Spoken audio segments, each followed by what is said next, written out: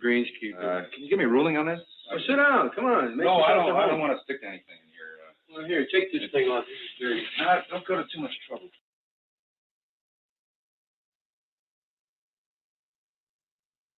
The one constant through all the years, Ray, has been baseball. America has rolled by like an army of steamrollers. It's been erased like a blackboard, rebuilt and erased again. But baseball has marked the time. This field, this game, is a part of our past, Ray. It reminds us of all that once was good, and it could be again. Oh, people will come, Ray. People will most definitely come. Hi out there, this is Andy Parker from UFO, and you're listening to Hard Rockin' Sports with Tommy and Jeff. Hi, this is Gazer Butler, and you're listening to Hard Rockin' Sports with Jeff and Tom. Hey, this is Big George Foreman, and you're listening to Hard Rockin' Sports. Don't you change. Hey, everybody, this is Kasim Sultan, a very, very famous bass player. And you are listening to Hard Rockin' Sports with Tommy Florio and Jeff Tolinsky. Hey, this is Kenny Aronoff. You listen to Hard Rock Sports with Jeff and Tom. I can say it right now. I can say, this is Joe Satriani. You are listening to Hard Rockin' Sports Radio with Tommy and Jeff. Go Jets. Hi, this is Mark Farner, and you're listening to Jeff and Tom on the Hard Rock and Sports Radio Show. Hey, everybody. This is Pamela Moore, and you're listening to Hard Rockin' Sports with my buddies Tom and Joe on Block Talk Radio. Hey, Rockfeds, Mark Gutstock and Trickster, hanging out with my good buddies, old Jeff and Tom right here on Hard Rockin' Sports. You listen, crank it up. With the players. Live direct from hell, Mono. But hey, enough of my yakking. What do you say? Let's boogie. Yes, and that's my cue to start the show. Welcome to another edition of the Hard Rock and Sports, your 3-hour weekly get-together where we bring you the biggest news from around the world of hard rock, heavy metal, and, of course, the wide world of sports, and live from high atop Hard Rock and Sports Studios in beautiful scenic Monroe, New Jersey. It's Thursday night, October the 28th, and it's pitch dark out there, folks. It is darker than dark, and it is we are creeping from fall right into winter. I can feel it coming. But right here, it's warm and toasty, and it's Thursday night, and we got a lot to talk about. We got so much on the agenda tonight, I don't know where to begin other than to say I hope you guys have had a great week. I hope that you guys are snuggled in and ready to go. We're seconds. That's how I feel right now. We are seconds from the Christmas holiday. That's right, seconds. Why do I say that? Because somewhere around November the 1st, I start to hear Christmas music on my radio. That's right. November 1st, we start hearing Christmas music. Now I am starting to get ready. I'm getting pumped, and I will take full advantage. The tree will go up as soon as possible this year. There is lots to get to. We got a nice space for the tree this year. We're looking forward to the holidays around here. The Hard Rock and Sports Show. We'll celebrate with you right here. Each of the eves is on a Friday, so that means we'll be able to do our little Christmas show and our New Year's show right here. We'll get some guests on. So lots to talk about between now and then. We got a lot to get to tonight. Tonight we'll get the Giants win. Jets get embarrassed. We'll get the NFL news. Tom Brady 600 TD. The World Series kicked off, and I'm gonna tell you they must be embarrassed. The Major League Baseball and their sponsors must be embarrassed about this World Series this year. I'll tell you why. We'll talk about this week's football betting lines. We'll talk about will John Gruden sue. We'll talk about the hypocrisy of the NFL. A lot of NFL tonight. I got one for Jeff.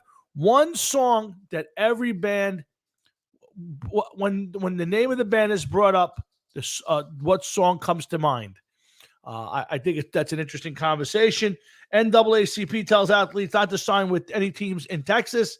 We'll talk about the overtime rules in college football. We'll do a little college football. We'll do a lot of regular football. We got some music talk. We'll talk about Dee Snider. We got a lot to get to tonight. So hang in there, stick around. Yeah. Oh, Pinky Mac. He's never gonna let this up. I gotta tell you, he's a one-trick pony, my friend. But so much to talk about. I hope you guys have had a great week. It's been an okay week for me. I am busting butt, but that's okay. That's what they pay me for. But let's get to the show. We can't kick off the Hard Rocket Sports Show without bringing on my partner in crime, my best buddy, my guy from 40 years, and the sexiest man on his side of the screen, Mr. Jeff Talwinski. What's up, Hefe? What's up, man? The Czar is here. The Czar is there. You looking dapper this week, Czar. Yeah, I am right now. You are Czar. Let's do it like we do it every week, and it's been copyrighted and trademarked. The Czar. How was your week? Uneventful. Uneventful. That's uneventful, which is a good thing. Yes, I think at this point in our lives, uneventful is good. Yeah. You didn't wake up with shit all over the bed. Didn't piss yourself in the middle of the day. Didn't have to drink your dinner through a straw. Yeah. It's life is good. Lot of truth to all of that, my friend. A lot of truth to all of that. So, but Jeff, it's been an interesting football week. It's been an interesting sports week. Lots of some craziness mandates. I see that you got your pumpkin. When is the big? The reason I'm saying that I'm showing you this is because I heard your Christmas rant. I must say that you know that I am a big Christmas man. I know you are, and I can't wait. And I've already started, outlining certain things. And soon we're gonna be. Look at this, guys. My suspension is over. What's up, Kumari Lou? Is that your first one or what? But I got to start getting the lights together. Okay. And for the outside of the house, inside of the house, may start decorating the inside of the house with lights. Okay. As soon as next weekend. Oh, nice. Yeah, I gotta see. I'm gonna see me, start putting the lights in the windows to see a way everything is done. But yeah, I'm looking forward to it. And I don't know. I told you the Hard Rock and Sports Christmas party.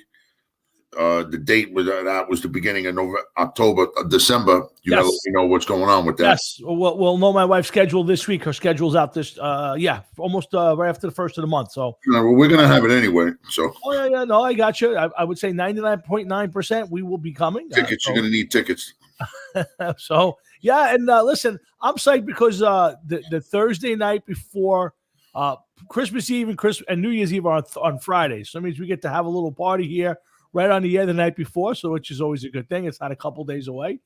And I'll be off the next day so we can have a little frivolity, and I don't have to worry about going to bed when I get off the air. And I don't want to get everybody excited. Okay. I already also bought my first Christmas present. You for yourself? No. Somebody else. For somebody else. Wow, look at you. Yep. Way in advance. I saw something, and I told my wife, I said, I got to get that. I got to get that for somebody. Wow, look at you. You're all over. Somebody is you. Oh, look at that. I'm always happy to know there's a gift waiting for me. Yeah. I hear you. I mean, listen, it's nothing major, but my tree in my room are adorned with little stuff. I have some mugs and some towels, and I have a great ornament on my tree that's the moose. That's made it onto my tree every year now. So yeah, listen. Yeah, I still. I don't know if you can see it.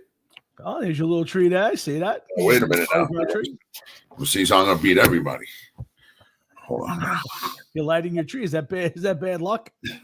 I don't know. Maybe. Maybe. Maybe. I don't know. I have no fucking idea. Bad luck. Well, there it is. It's lit. And I think his menorah is lit as well. My menorah. Yeah. Hey, listen, if I thought I could get 8 days of presents, man, pencil me in, baby. Yeah, it's surprising. I don't see my father popping up on the screen yet. Maybe he's sleeping tonight. Usually he's up on the screen already waiting for us. But either way, listen, we got a lot to get to. We got a lot to mull over. I want to get to the hypocrisy of the NFL. Of course, I want to get to a lot of last week's games, some of this week's games. We're going to return to semi or not at all.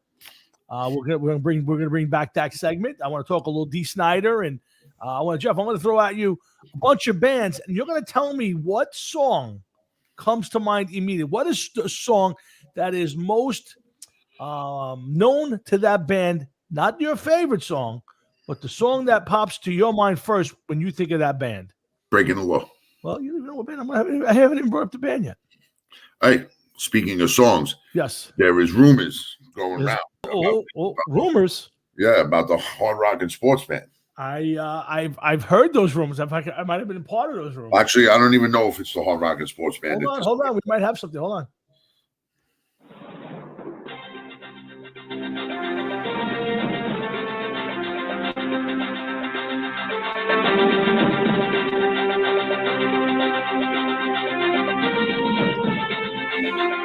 That is our breaking news, Jeff. That is our breaking news. Yeah, and so you want to break some news here, or is it just strictly a rumor? I'm breaking something over here, but it ain't news. I'll tell you that much. But we got to see. There is rumors that the Hard Rock and Sports Band, after almost it'll be a 2-year hiatus. Might be, getting November of 19. That's right. That was the last time we played. Yeah. So a couple different people involved due to some things, but we don't want to give up too much information yet and jinx it. True. You know, because in typical fashion, no matter, I think it's just the thread itself is cursed. But, all right, everybody, pick 2 songs. You know, and it just doesn't stop. Well, that's why I said I'm not picking. That's why I didn't want to pick. No, you got to pick. If you don't pick, I picked one. If you don't pick 2, I got one. The list is up. I saw the list today. Yeah, did you really take a look at that list? I did. It was definitely an interesting list. It was definitely interesting. I don't even know where it is. Oh, there, I think this is it. Yeah. I don't know. Well, we got a list. We got 4/5. I think. 4/5. I think we're 4/5 in. So we need to get some clarification on the 5th of 5ths. That what? We got to get a clarification on the 5th of the 5ths. Yeah, give him time. Give him time. He's out gallivanting, moonlighting, if you will. I think he is moonlighting. But we will see what's going on. Absolutely. But listen, we got a radio show to do here. Have some fun, or I don't know what this is anymore. Radio show, a Facebook show, a podcast. I don't know what to call a Hard Rock and Sports show anymore, but we are here every Thursday night to entertain and inform you and bring you the biggest news from around the world of hard rock, heavy metal, of course. Sports. I think we're going to start with some music this week, Jeff. We always seem to kick the show off because my dad's going to come on. I want to get to it and throw some bands at you. And I want you, Jeff Talwinski, to tell me by the way, when is the big Charlie Brown? Does that cover my face? Like if I use that? Yeah, if you leave that there, everybody will be very happy. Matter of fact. When is the big Charlie Brown Halloween special? I didn't. You missed it. It was on. I didn't see it. It was on Sunday. Oh, PBS. It's a poor job on myself. I didn't see it. I'll have to kind of DVR it and find it on the screen someplace and watch it because I do watch that every year. I don't think you could try. I don't know if you're going to be able to access it. I don't understand why PBS out of all stations. This has been on Channel 2 and Channel 7 for years. 100 years. And I don't understand what's the point here. I really don't. And it's a shame. It's a shame. Well, the good news is all the other favorites are coming on pretty soon. We're going to start to see all the Rudolphs and Frosties and Year Without a Santa Claus. I hope those aren't going to be gone the way of the woke crowd anytime soon. God, I hope not. Yeah, I have them on DVR and everything anyway, but all that means is I would have to hold on to the DVR box forever. No, actually, you know what? I just switched out my DVR box not too long ago, and all of my stuff transferred with it. Well, who do you have? Well, no, I mean I have all I don't have any of those. Like I have Spinal Tap saved on there for forever. No, but I mean, who's your cable provider? Oh, Comcast. What is my wife? Speaking of holidays, what, Sharon? Speaking what of holidays, sweetie? Hi, Sharon. And yes, Sharon, I told Jeff I'm going to let you know probably by Monday about the big get together. I just waiting for my wife's schedule to come out, which is right after the 1st. So I think that's what she's speaking of. Is that what you're speaking of, sweetie cakes? And where is your beautiful wife? Is she downstairs at this moment? I have her hidden in the dungeon Nice. of the Nice. basement. Yes, of the house that we're in, our brick castle. I have her hidden down in the dungeon. She's not allowed up in the top. She's gonna call. This could be bad. She didn't seem like she was in the best of moods. Really? Is she maybe calling to rat you out on something? She may be telling me that I'm going to leave soon. I don't know. Well, I hope not. I hope not. Well, there happens to be a room here at Shea Florio. If you ever need a back room, it's custom built already, so you're welcome to move in anytime. Custom built. Wait a minute. Does that mean I have to share it with somebody else? Nope. You all yourself. Maybe one of my puppies, but I think this is your wife. I think we're gonna have to pick her up right now. Go ahead. See what she's saying. Is this? Oh, let's just spin it. Is this the lovely Mrs. Tomwinski? Hello. Yes, it is. Hello, Sharon. How are you? I'm good. How are you? I'm terrific. Thank you very much, Sharon. Sharon, this is an unexpected pleasure. How are you? And thank you for calling. I'm good. So I was thinking about you guys today, Uh-oh. and I just went on to watch the show, and when I saw that you guys were talking about holiday shows and everything, And I know, Sharon, I know what you want to do. You want to get the Forerunner jacked up with the color, those colors, right? He's one-track mind. Seriously. With the COVID year and all this other nonsense been going on, Uh-huh. It's been very boring, and just wondering, like, if you guys have any ideas about maybe doing a Hard Rock and Sports benefit show this year. Well, it's funny you mention it. Something fun to do because I could think of so many different benefits that we could support, and of course I would want to help and get involved. Well, you always do, and that way it's always appreciated from both of us. But there has been some rumors of the Hard Rock and Sports show, the Hard Rock and Sports band getting together.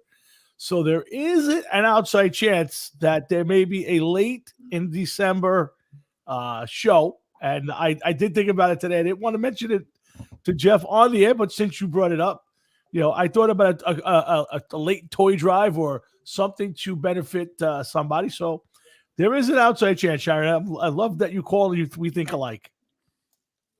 Yeah, we got to get something going on because it's just, I feel like you guys, I can't even remember the last show that you guys did, especially like a benefit show. And 2 years. November 2019. Yeah. Yeah, to November of 2019, we did the Tunnel for Towers benefit show at Nuremberg. It was a fantastic place, and I thought it was one of our better ones, and we raised a good amount of money, and we had it was a great time, and it was fun. So yes, it was. I swore I would never do another one, but Sharon, I kind of had the same thought as you did today. We were texting back and forth as 4/5 of the band, and it was maybe I'm thinking we should do something before the end of the year. So yeah, I think with all the experience that you guys have had doing the different benefits at this point, I think that you can do one and not have the same kind of disappointment, I should say. Well, in some of the aspects. I would like to do something right before the holiday, not necessarily be a benefit, maybe just a Hard Rock and Sports Christmas show, and just have a couple of bands, Christmas themed. Everybody comes in Christmas stuff, and do one of those. And then maybe if there's something that we want to raise money for, we throw the hat at the door and let people drop a few dollars in. But it doesn't have to yep. Well, I love your enthusiasm, Sharon. As usual, you are my favorite person in that household. It's easy this year. It's now easier. All right. Well, I'll see you soon. Tell Evie I said hi, and I'm signing off. Thank you, Sharon. I will definitely do that. Okay. Bye. Bye, Sharon. That's Sharon Tomwinski. That's the lovely bride of Mr. Jeff Tomwinski. And that's our anniversary is coming up in a few days. Yes.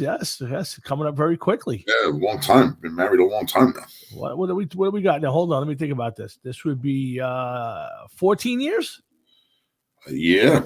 Right? 2007, right? 2007, yeah. Oh, look at this. Holy cow. Think of what happened since 2007, man. Nobody had a smartphone. Am I right? No. There were some people that had camera phones. Yeah. and they sent me a picture of me and my wife. I still have it somewhere, one of the computers, and the picture, of course, was about the size of a postage stamp, and about as clear as my thinking after one of the benefit shows. So, and they were like, "Look, this was the best one I got," and I'm like, well, where is everybody? It looks like a smudge on the screen. I'm sorry, just took a picture of a stamp. Please get it off the screen. We'll have to think. Like I said, I did think about this the last 2 days, actually, that I swore I would never do another benefit, and I still don't think I want to do another benefit. But I think it would be fun to do something before the end of the year, because Sharon's right. It's been a long time, one. Two, I think it would be nice to do something for the holidays, as if we could whip it together quick enough. Couple of bands, hat at the door. I don't know how that would go at this point in time. I don't know if places are booked. It would take some peddling. I don't know if you can get bands to come out now at this point in time. I mean, don't forget, our singer has a few different bands. He works in an establishment that we might be able to get into. You have to see. We can only ask. That's it. So, well, this just starts with a conversation between you and I to decide if we actually want to do it or not. So, to me, it's around the holidays. It would be great to get everybody together. It would be a nice way to force everybody together. So, but we'll talk about it off the air. And Patrick, you're right. Comcast does suck. I did hear today on the radio that MSG and Comcast were getting together on Monday. But the fact that there's no Ranger games, no Knick games, especially the way the Knicks are playing, really sucks. And of course, they're not going to give you back any money. So, it's amazing, absolutely fucking amazing when it comes to cable and the shit that they do to people. The people that for what we spend to watch cable. Yeah. When you think about it, when we were paying for cable, it was because we were paying for no commercials, nonstop TV, top shelf movies, all of this good stuff. MTV had music on it. Oh yeah. Now you could have any fucking HBO. They don't show any good movies. No. Okay. You got to pay for every single movie that you watch. Yep. Okay. MTV, I don't even know where it is or what it is at this point in time. And no matter what cable station you watch, it's got commercials. Yep. It sucks. 100%. Listen, I watch a lot of TV. When I'm prepping for the show, the games are on, or I got DVR stuff. Friday nights late, and Saturday mornings I watch all my DVR shows from the week. So I watch a lot of TV. So cable's important to me. But I have to tell you that there's about 7 channels that I watch. I figured out. And I don't know how to get it to the point where I can get rid of the rest of them. Someday somebody's gonna jump in there and gonna give you an a la carte where you can pick the stations you want and you only pay for what you want. Well, it's kind of that way with FiOS. You get to pick different packages, from what I understand. But if you pick, say, like the entry level package, you may get channels like 2, 4, 7, 5, 9, 11. And like maybe a couple cable stations. Like you're not getting much. And in order to get certain stations, you got to have certain packages. So, the base package has no nothing, but you may get like, a handful of stations.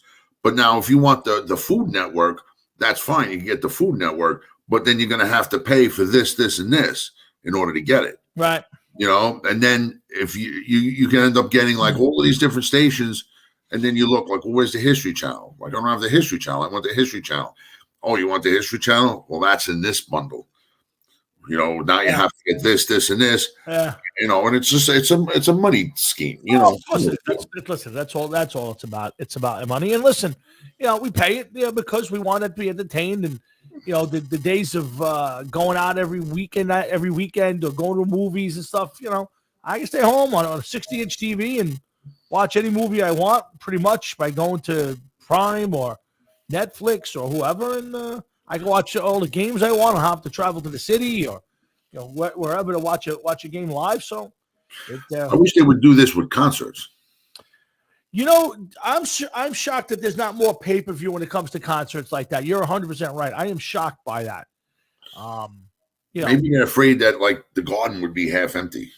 well, you know what they should do, and it's the same like they do in sports. Like if a Ranger game or a Knick game is shown on, like, let's use the NBA tonight. The NBA has the Knicks and Bulls. So the Knicks and Bulls game is a nationally shown game tonight on the NBA channel. But if you live in New York or Chicago, you can't see the game because they want you to watch it on the local network or go to the game. So to me, if there was a concert at Madison Square Garden, you should not be able to see it here in New York. But if there's a concert in Los Angeles, you should be able to see that concert if you want to pay $10.99 for that concert or $40 for that concert. That I agree with. You know what the That way you don't problem hurt is? the local stuff. That way you don't hurt the local. If you and your wife want to go to a concert, Mhm. concert tickets are probably starting at $200. Oh, of course. Okay, so that's a $400 night just for you to go through the door. Sure. You can't spend $10 and get the pay-per-view because they go broke. No, but again, you don't. Again, if the concert's in New York City, you don't show the concert in New York City. That way, No, I understand what you're saying with that. I hear you, but I'm just saying that then people are going to turn around and be like, you know what?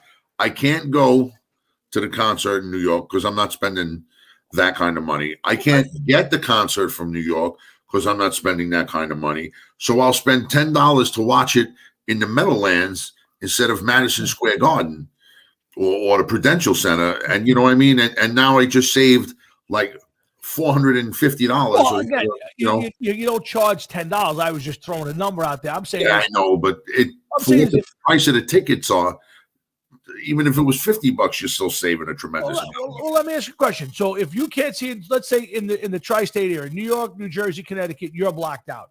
So let's say Sabbath's playing a bunch of shows. You're going to go to one of the shows out here, but you're dying to see the start of the thing. It's in, it's in Texas. You can't go, but you can pay $200 to watch it live. I don't know about $200 to sit. Again, you might say no. I'm saying is there, but even if there was 50, if there was 1,000 people who said yes, it's another revenue stream. Yeah, of course it is. That's just another revenue stream that people can use to do that. So I'm not saying, listen, obviously it isn't being done for a reason. So somewhere along the way, somebody's saying you can't do it or you shouldn't do it. And I agree with that. I guess because people will pirate it. You'll DVR it, you'll tape it, you'll redistribute it. So I guess that's probably the reason why it doesn't get done. But just another way to do it. But listen, my dad popped up. Let's get him on, and then we'll move on to some music. And we got a lot of sports to get to tonight, and we're already a half hour in. Let me get my dad on. He popped up a little late, and there he is. What's up, Pop? What's up, guys? Listen, I'm just listening to you. Uh-huh. And you're making me laugh because yesterday, if you want to test your blood pressure, call Comcast. Oh. Blood pressure. It took me 15 minutes after screaming on the phone that I don't want to talk to a computer, I don't want nobody to text me. I want to speak to a human being. I was better off talking to a dummy. Guy gets on the phone. Now listen to the logic of this. I said to him, I have MSG and MSG2. I said, now, you're having problems with them signing a contract, and I understand that. I said, I don't have a problem with that. But I just feel, why am I paying for something that I'm not getting? Right. I said, you could stay a whole year without MSG. I don't really care. But why are you charging me whatever you're charging me, $15, $20, $25 for MSG? He said, well, you're getting it in a package. I said, wait a minute, hold up. How can you tell me you're getting that in a package? I said, that's impossible. Because then that whole package would have to be, it would have to be that you're not getting it. Yeah. I said, let me ask you a question. You go into a restaurant, you sit down, you tell a guy you want something to eat. He comes out with a tray empty. Okay? Now you say to yourself, well, where's the food? Well, you just got the package. You don't need the food. Would you pay for the food? I said, you must think people are stupid. How can you? We went on. I said to him, stop, excuse me, but I have to hang up this phone because I know what I'm going to say next, and I don't think I should say what I want to say. And I hung up the phone. Uh-huh. But to get back to what Jeff was saying, when cable was first being discussed, I remember sitting up Uncle Frankie's house with Uncle Bob, and they had it in the paper. Right. Now, the way it was supposed to be is you would get MSG. But now, once you got MSG, anything that was on Madison Square Garden, you were going to see. Right. Yep. Okay? Whether it was a concert, whether it was basketball, hockey, everything was included. If it was a circus, you were going to get that. There were going to be absolutely no commercials. Wow. I remember that. I remember that. Yeah. And now I almost pay as much as I paid. I paid almost triple, 3 times as much than I paid for my first apartment. It's ridiculous. Yeah, it is. And the service is terrible. It is. It really, really is. Yeah. There's no movies on. Like Jeff said, you go to HBO. I can't believe they put that garbage on. Yeah, it's funny because there's got to be 500 channels to 1,000 channels, and I'll tell you that I watched 6. There's like 6 channels with anything worthwhile on it. Yeah. What I found out was what they'll do.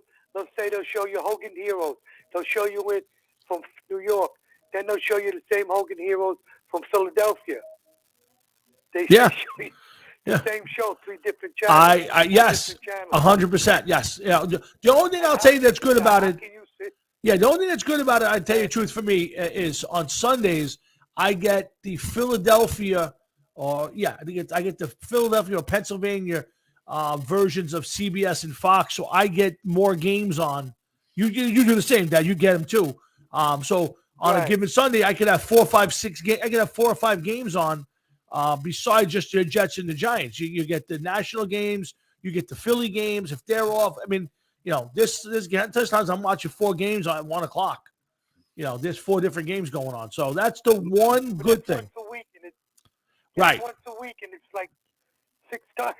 I got it. Through the year. I mean, I can sit here and I hear your mother inside complaining. There's nothing on TV. Yeah. Like you said, I got 500 channels. Yeah. And there's nothing on TV. Yeah. They show the same all day long. SUV.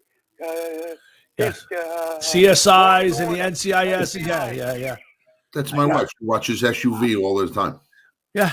Listen, I'm guilty too. There's a lot of these shows. It gets to a point where I know the words. I know what they're Well, the funny part is there's like 3 channels, maybe 4 channels that show shows from like the 60s, 70s, and 80s, and I watch more of that than I do some of the new stuff. I watch TV and some of those other HI channels, and I got all times watching Walker, Texas Ranger. I mean, it's a shame, like Jeff said, that somebody doesn't come out with something and because over here at Comcast, we're stuck with them. We can't get nobody else. Correct. It's a monopoly. We can't have anybody else. Yeah. They have a monopoly on it. Yeah, I mean, look. Saying to me, why am I said to him, why am I paying for MSG when I'm not getting it? But it's part of a package. I said, well, why is it only two stations are out there? That whole thing should be out. Yeah. That whole, Sure. package should be gone. I should have 10 channels that I can't get, but it's only those 2. So that must be I'm paying for those 2. So if I'm paying for those 2 and I ain't getting it, how could you give me a bill without giving me a state? I didn't even call. I thought about calling, and I said, you know what? I'm just gonna lose my mind. My bill's only like $150, $160 for the month. It ain't like it's astronomical. Yeah, it's a lot of money though, Tom. Of course it is. Of course. You're spending over $1,300 a year on fucking TV. I got you. Like I said, there's plenty of ways to do it nowadays. You can get Hulu, you can get Netflix, you can get all these other services. You pay $10 a month for each of them, and you get all the stuff. But to me, a lot of it is you lose the sports, and I need the sports. Saturdays, that's what I want. I watch the sports mode. Yeah, to me, on Saturdays, I must get 25 college football games. It's like it's crazy. Yeah, but that don't go too well with your mother. No, I get it. Watching the football game. She's happy because she's getting Hallmark. Yes. Christmas. Oh yeah, all Christmas shows are starting again.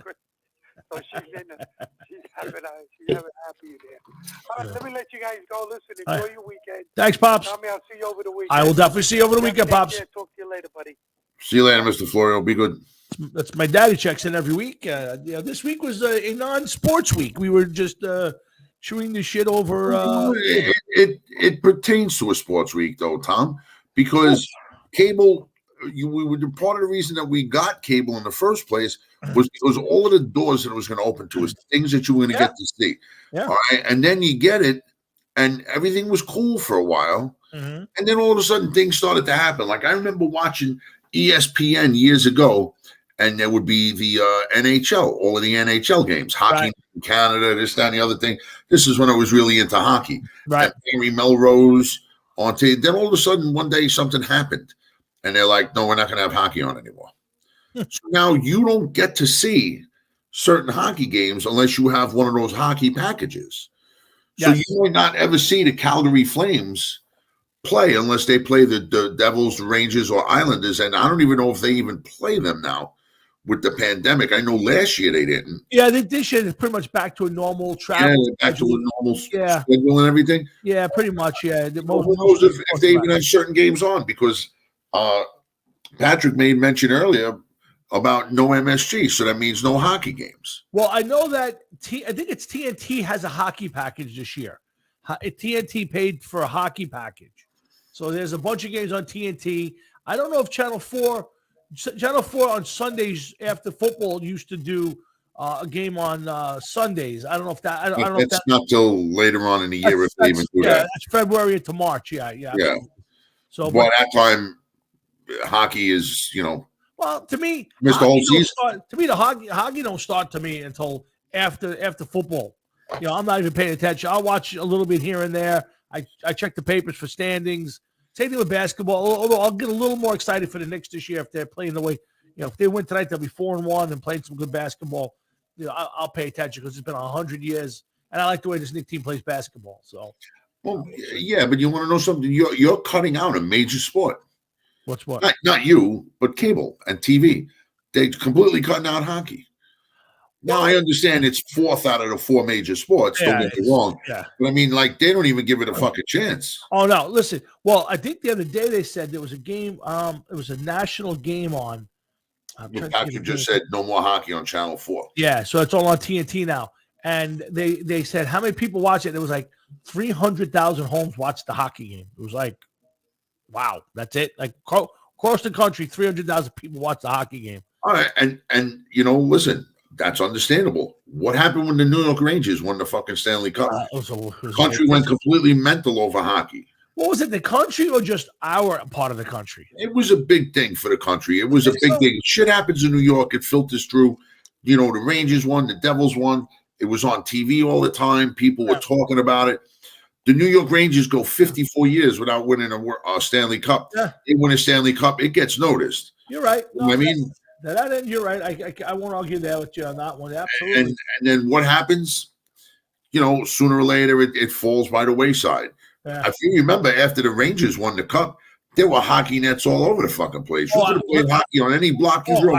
I would agree with you. I remember that summer being up at PS13 before they built the playground in there. That place every Saturday, even during the week, you go up there and you can get you go up there and be 5 deep to try to get into a game. Yeah. So, but yeah, I mean, those guys played there for years. Yeah, I remember meeting. Yeah, so it's crazy, but listen, hockey's never caught on, and to me, hockey's always been a sport that I watch in spurts. I used to watch as a kid all the time, but I realize now that a lot of times watching hockey as a kid was because there was nothing else on. I mean, something. 4 channels, and all of a sudden they popped up on Channel 9, and you were like, I got 3 hours of Rangers. Yeah, you're right.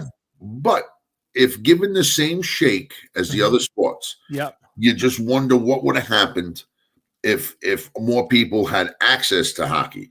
Now, true, it's a Canadian sport. We know that. Yeah. You need ice to really play hockey, but that's why they made roller skates. Sure. And if they had it, if the equipment wasn't so expensive and you didn't need so much space to play hockey, because maybe things would have been a little different. Oh, absolutely. Maybe you would have caught on more with kids. When we used to play football, we would play at Newdorp, the numbers to the sideline, 50 to goal. That's it. Right. That's the field. Yeah. You know what I mean? Now, what do we do? Well, of course we don't play no more, too old. But, hockey, forget about it. you shoot the puck and it goes past the goalie. They said, I'm not running for it. I ran for the last one. Yeah, but you keep shooting it down the street. Now you go get it. Yeah, listen. That's the way it was. Absolutely. Listen, it was a lot harder to get a hockey game going than it was to get a football game going. Yeah, you were able to play 3-on-3, whatever. All you needed was one football and about 6 guys. Yeah. Hockey, you needed sticks, 2 goaltenders, pads. Nobody was getting in nets without pads. How many times you played with the net turned over? Again, it was big. Turned over. We used to have the curb, and there was no fucking slap shots. Yes. And we used to use golf clubs for hockey sticks sometimes. Whatever it took, but it was a lot harder to get a hockey game going than it was to get a football or a basketball game, or even wiffle ball. We didn't always play baseball or softball. It was wiffle ball or punch ball or whatever kind of we would play. But hockey was one of my favorites to play, and I always enjoyed playing it. But it was not as easy. But you're right, Jeff. The summer of '94, when the Rangers were running around out there, you couldn't get on it to play. I mean, it was just bedlam. It was 5 deep. I'm telling you, go PS13. You'd show up there, and there would be 25 guys trying to get into a game. As he brings up the pumpkin. Here we are, Hard Rockin' Sports. Jeff and Tom trying to entertain and inform you like we do every Thursday night. Also, remember, every Sunday, come on to the Sunday Audible starting at 9 a.m. And we had our good friend John Marhefka to that show, and we bring you all of the games from the day, and we got some great guests. We had a really nice guest last week, Jim Wexel. He was a beat writer. He is a beat writer, for the Steel City Insider. Of course, he covers the Pittsburgh Steelers. Really good guy. Absolutely nice guy. I played roller hockey at PS29 Schoolyard in Slauson Avenue. Oh, yeah. We used to go. We had PS39 in South Beach. We used to play. Obviously, PS13 in Rosebank. We used to play there all the time. Yeah, and then, PS13 was flat, though. Yes. So it was okay to play a PS13. PS39 was not flat. No, it was not flat. Not flat. No, definitely not flat. And then we used to play foot hockey. We used to play foot hockey up the street in front of the Bronco House because they had hockey sticks and Bronco House. The Bronco House. So. I remember one of my worst hockey injuries. Oh, really? Oh, yeah. Is Jerry. We played without gloves. Yes. Okay, so the importance of wearing gloves as a hockey player, I found out at a young age. Okay, so Brusco went to go shoot the puck. And I had my stick down. So I'm holding my stick, and his stick traveled right up my stick and right into my fucking thumb. Oh, yeah, dude. I'm talking about it. I can somewhat feel like the ghost of that pain. Oof. It was like, still, my nail was like completely fucked and everything. It was rough, man. It sucked. Oh, boy. But you want to know something? It was still better than what kids do today, man. Oh, absolutely. Listen, I can't think of many afternoons during high school that I did not wind up on your block playing some sort of sport. And forget about the summer. Every summer day started at Jeff's house. With breakfast first. Nutritious breakfast. And then this is why we're as fat as we are today. And lunch, no less, by the way. We did breakfast and lunch at the Towinski house. Lunch usually consisted of some sort of macaroni and cheese or tuna. Very rare for it to be anything else but that. And then after that, lots of sports in between. Whether it was wiffle ball or whatever, basketball, softball games, neighborhood softball games. Going to the food store with my mother, to the supermarkets with my mother, and I was like afraid to ask, but I was like, finally, we're just, Ma, I need a large can of tuna fish, and she's like, what do you need tuna fish for? Everybody's coming over tomorrow to watch to play this or watch this. Everybody brings a can of tuna fish. They're coming to my house. I gotta have tuna fish, and she'd be like, but you're supplying the TV in the house. Yeah. Like, doesn't matter. I need tuna fish. I need it. Otherwise, I'll be a Brusco. And Exactly. I can't be known as a Brusco. Yeah. The only good time, I tell you, the one time that we were stocked up without the parents was after the spaghetti dinners. There was tuna for weeks. Yeah, wasn't there a fucking huge can like this? Yeah. We like the can, they would fucking take out your mom's baking pan to make it in. Whatever was left over, we shipped. I think we shipped to Africa, to one of the poor countries in Africa. There's still some bush guy living in a fucking hut made of tuna fish and mud. from 40 years ago. I wouldn't doubt it. Yes, there was a lot of tuna. Tuna and Wonder Bread was staples of our youth. Yeah, mac and cheese. Mac and cheese, still to this day. So, let's do some sports. I can't believe it's 7:45. We haven't talked sports yet. Let's talk about the hypocrisy of the NFL. I have to do this. So I know you're going to tell me why am I bothering, but I have to do this. So your boy John Gruden, there's 600,000 emails plus. They find one in there where the guy says what he says. And listen, you know what's amazing? Like, what did they do? Did they go like this? Oh, okay, keep going. That one. Is that how it happened? They spun the wheel. Yeah, like Price is Right. You know when they got the showcase wheel? Yes. They spin that big wheel and like do.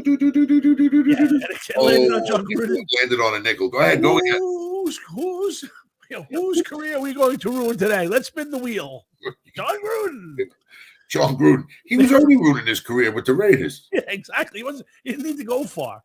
So, so John Gruden, probably rightfully so. I don't know.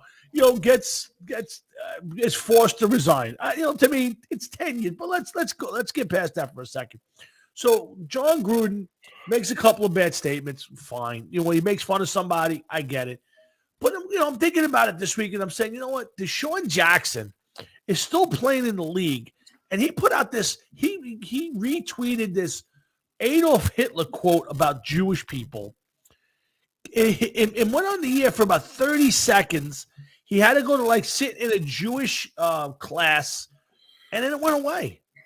Why is he absolved? Why does Deshaun Watson have 22 people accusing him something, and he's still not thrown out of football? Why is John? What is the hypocrisy of the whole thing, Jeff? That's the part that bothers me. Is that here's the truth. Let's be honest. If you can do anything in the world as long as you don't talk about LBGTQ, right? You don't talk about black minorities, and you don't talk about women. Anything else is fine. Yeah, listen, Tom. Sorry, that's just the way it is. I hear you. You don't got to apologize to me. I hear you. And the sad part is it's that the people that are letting it happen.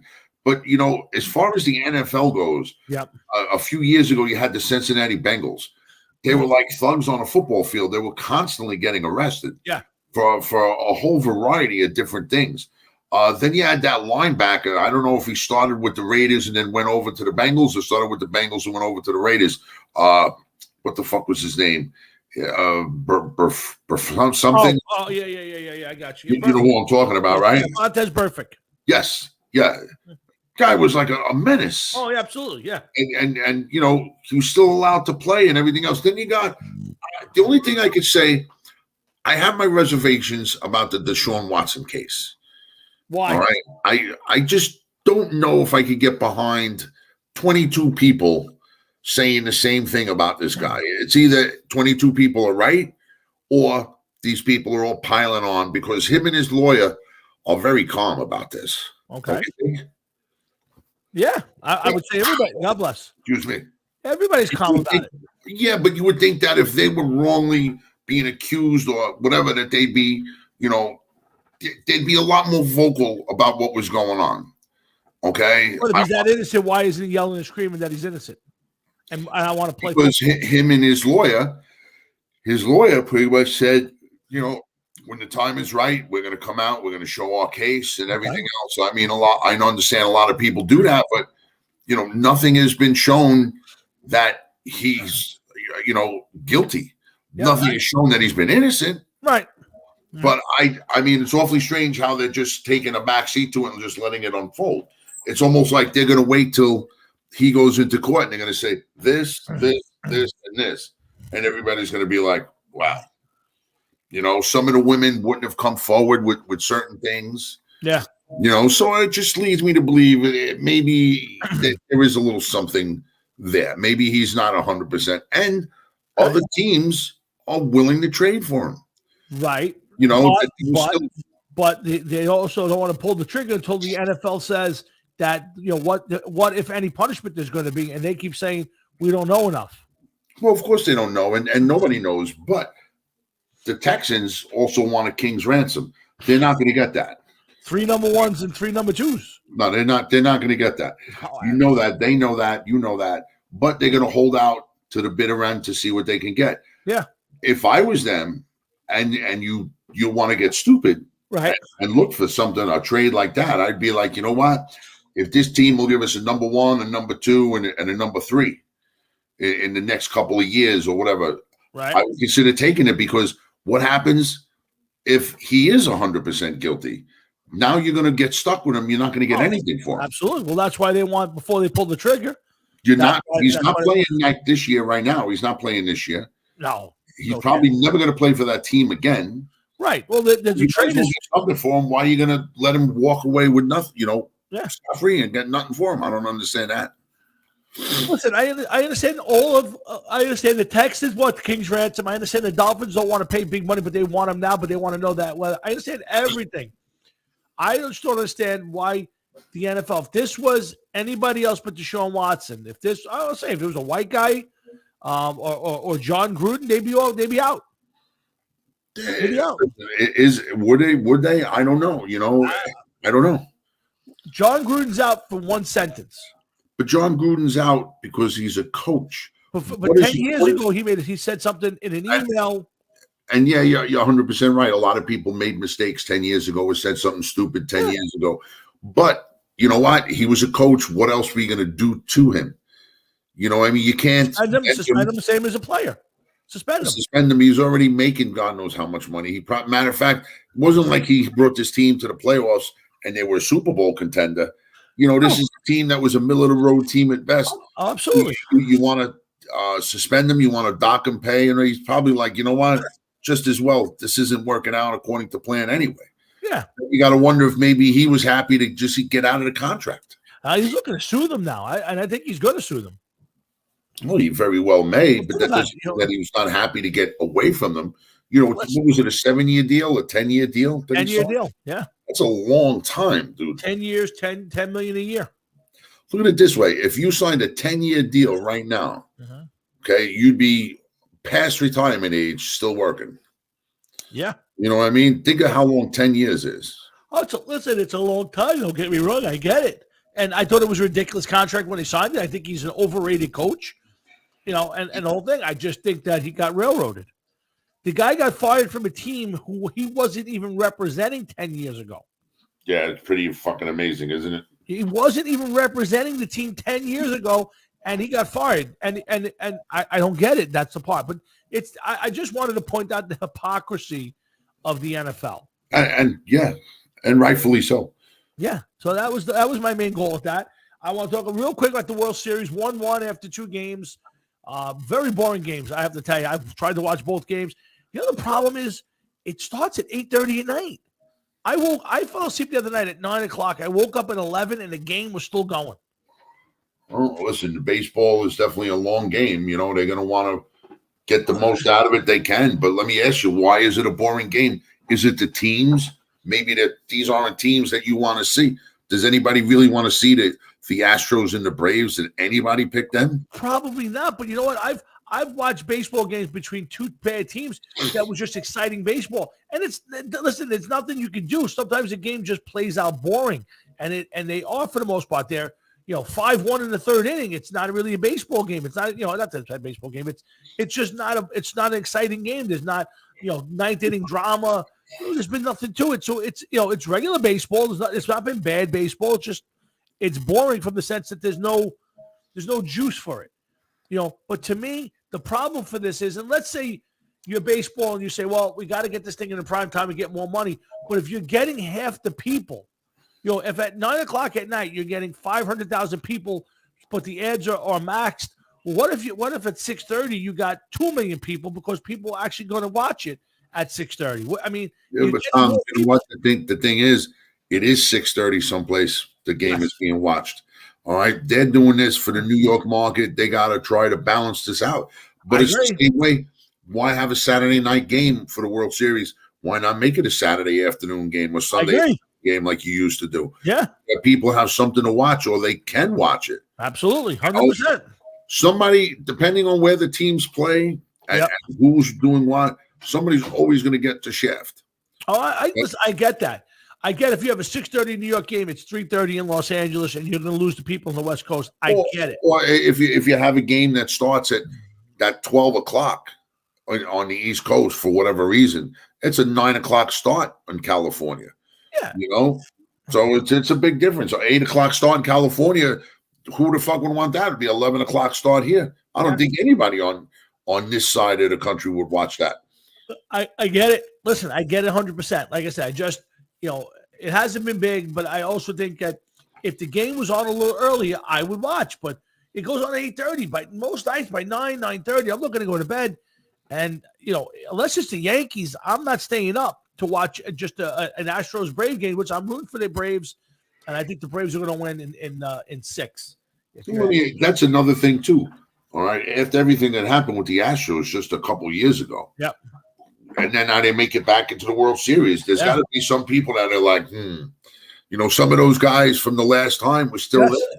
Oh, absolutely. There's good majority of the team is still there. Yeah, you're right. Well, like, why do we want to see these guys get in again? Did they get in fair and square? Or somebody in a couple months going to say, well, they were banging on fucking soda can tops or something? You don't know. No, I got you. Yeah, I can't imagine it. But, yeah, I hear you. But I think the big thing, though, is, you remember they moved the All-Star game out of Georgia. It was supposed to be in Atlanta this year, and they moved it to Colorado because Georgia passed the tougher voting laws, and they were trying to say it was racist, which obviously was not racist, and they forced the game out of Georgia into Colorado. Now the World Series is being played in Georgia. It's got to be driving the woke people crazy because there's nothing they can do to get it out of there. The team won, and that's where the games are. It's got to be driving the woke crowd crazy. Fuck them motherfuckers. I agree, but I think it's the ultimate payback, and I'm thrilled that the Atlanta Braves are in there, and that people like Coca-Cola and Delta and all those people who pulled out their sponsorship now have to, if they want to be part of it, have to pay to have these games in Georgia. Now I'm thrilled. Never mind that. Here's something that you didn't even mention that I'm surprised you didn't even mention. Okay, a team that people have problems with their name. Yes, good point. In the World Series. Yes, and stands a chance to win the World Series. So it would be great even if they're forced to change their name in the next year or so, that they won their World Series with the name the Braves. Yes, and don't forget next year we get the Cleveland Guardians instead of the Cleveland Indians. Yeah, I know. It's disgusting. It's fucking disgusting. But you bring up a great point with the Braves, and here's what the great point is. Do you know that people are yelling? Do you know the Braves have the okay? So I saw a couple of things today with people writing that chant is racist. Why I don't know. And they want Major League Baseball to outlaw it. And Major League Baseball said, "Listen, it's a chant done by the fans. This isn't done by the team. The fans do this. What do you want us to do? Go there and be the chant police and make people stop?" And they want it outlawed. People want them to actually tell them that if the fans chanted, something bad will happen. And Major League Baseball says, "We ain't doing it." Can you imagine to the point now where they're trying to take? I mean, I've heard also. I mean, the new thing in college games is F Joe Biden. That's the new chant, which I'm all for, of course. But could you imagine that these woke assholes are now trying to regulate? What It is so out of control. Oh man, it is so out of control. It is sad. Yeah, it really is fucking sad. I'm telling you, they're coming for everything. I'm telling you, we don't get to watch our Christmas cartoons, man. I'm telling you, all those old Christmas movies. 1 year, it's gonna happen. You watch it. It's gonna happen. You're not going to get me to argue. You can make an excuse for each and every single one of them. Okay, Rudolph bullying. Yep. Frosty the Snowman. Bullying, favoritism, and bullying. Okay, the year without a Santa Claus. I'm sure there's something wrong with that. They're elves, and animal abuse. Elves. Okay? They'll tell you that elves have little people problems there. Yeah. Herbie wants to be a dentist, my man. Herbie wants to be a dentist. Yeah, and they're holding him down. Yeah, they're holding the young man down. Okay, they used a minority and abused him and made him put stars on trees. What's next? A noose? I mean, come on. It's sad. I have to tell you, it's sad. It is. I don't know, man. I don't know how to get past it. But guys, we got a lot to talk about still. Let's get into some football. I want to do Jets and Giants, and then we're going to go around the league from last week's games. We're going to do semi or not. I want to run some games by you and all that. But before we do that, I want to get back to what I was trying to do earlier, and we got sidetracked. I'm going to throw a bunch of bands at you, Jeff, and you have to tell me the first song or what song you think that band is most associated with. Oh, here he goes. Put on your hat. I'm ready. Yes, Patrick. Okay, so here you go. Ready? First band out there, Jeff, is the Scorpions. No One Like You. It's a very good part. Yeah, not my favorite Scorpion song, but the song most associated with that band is No One Like You. I would agree with that. Ready? Van Halen. You really got me. See, I disagree with that. I think it's Jump. I think it's that's the radio play. I think it depends on which way you lean. New Van Halen, old Van Halen. Yeah, I don't know if I call it. I just look at like when you ask somebody about the band, or let's say they were doing a video clip of the band, what song would they play? So I think it's Jump. But listen, nothing wrong with You Really Got Me. Sabbath. Paranoid. I agree with that. Yeah, it's not the greatest song. Yeah, you can tilt your head all you want. How's that look tilted? Yeah, like your head's tilted. Maiden. Number of the Beast. Run to the Hills. No, Number of the Beast. You hit it right on the head. Anytime you watch Maiden pop up on any normal screen, that's the song that's playing in the background because they were accused of being Satan worshipers. That's the song. Quickly, Pantera. Cowboys from Hell. Now, is that 5 minutes alone? What's that? Either Cowboys from Hell or 5 Minutes Cemetery Gates, 5 Minutes Alone. There's a couple. I'm gonna go with what I say, Cemetery? No. You said Cowboys. Cowboys from Hell. I'm gonna go with Cowboys from Hell. Priest. Oh man, got another thing coming. I would agree with that. That's probably the most popular, the most thought of song. Kiss. Rock and Roll All Night. Yeah, I think that's an easy one. Rush. Tom Sawyer. Yeah, I was driving home. That's what gave me the inspiration today, because I was listening to one of the stations on Sirius, and they were playing Tom Sawyer, and the guy said that's the most popular Rush song or something to that effect. And I was like, I don't know about that, but it is the most well known. And when most people think of Rush, or even casual music fans, that would be the song they would pick. And that's why I kind of came up with the idea for this little segment. Oh yeah, you got any more bands, man? Let me see what's my list. Sabbath, Pantera did that. Priest, we did. Main Scorpions. No, it's really all I got on my list. You want to? So let me add to it. Go ahead. Okay. Accept. Oh boy. Wow, that's a good one. I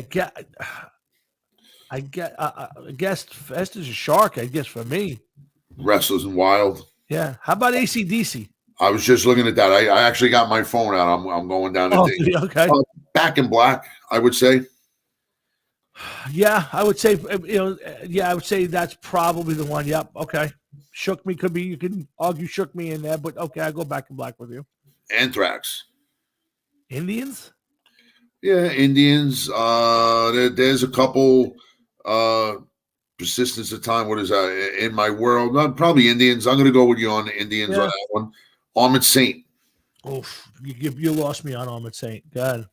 Oh man, what the fuck? I can't remember. I should have. Can You Deliver? Okay.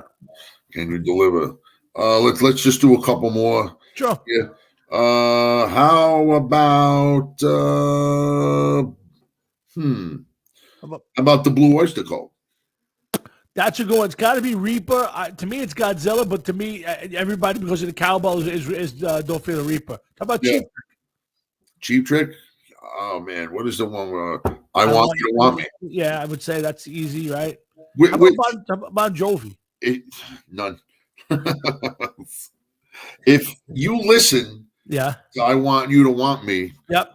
Every time they play that, that's the live version. Is that true? Well, I don't. You know what? You're 100% right. I think that's the Budokan version. Probably. If you listen to the studio version, Uh-huh. you're gonna be like, "What the fuck is this?" You're absolutely right. Half the speed.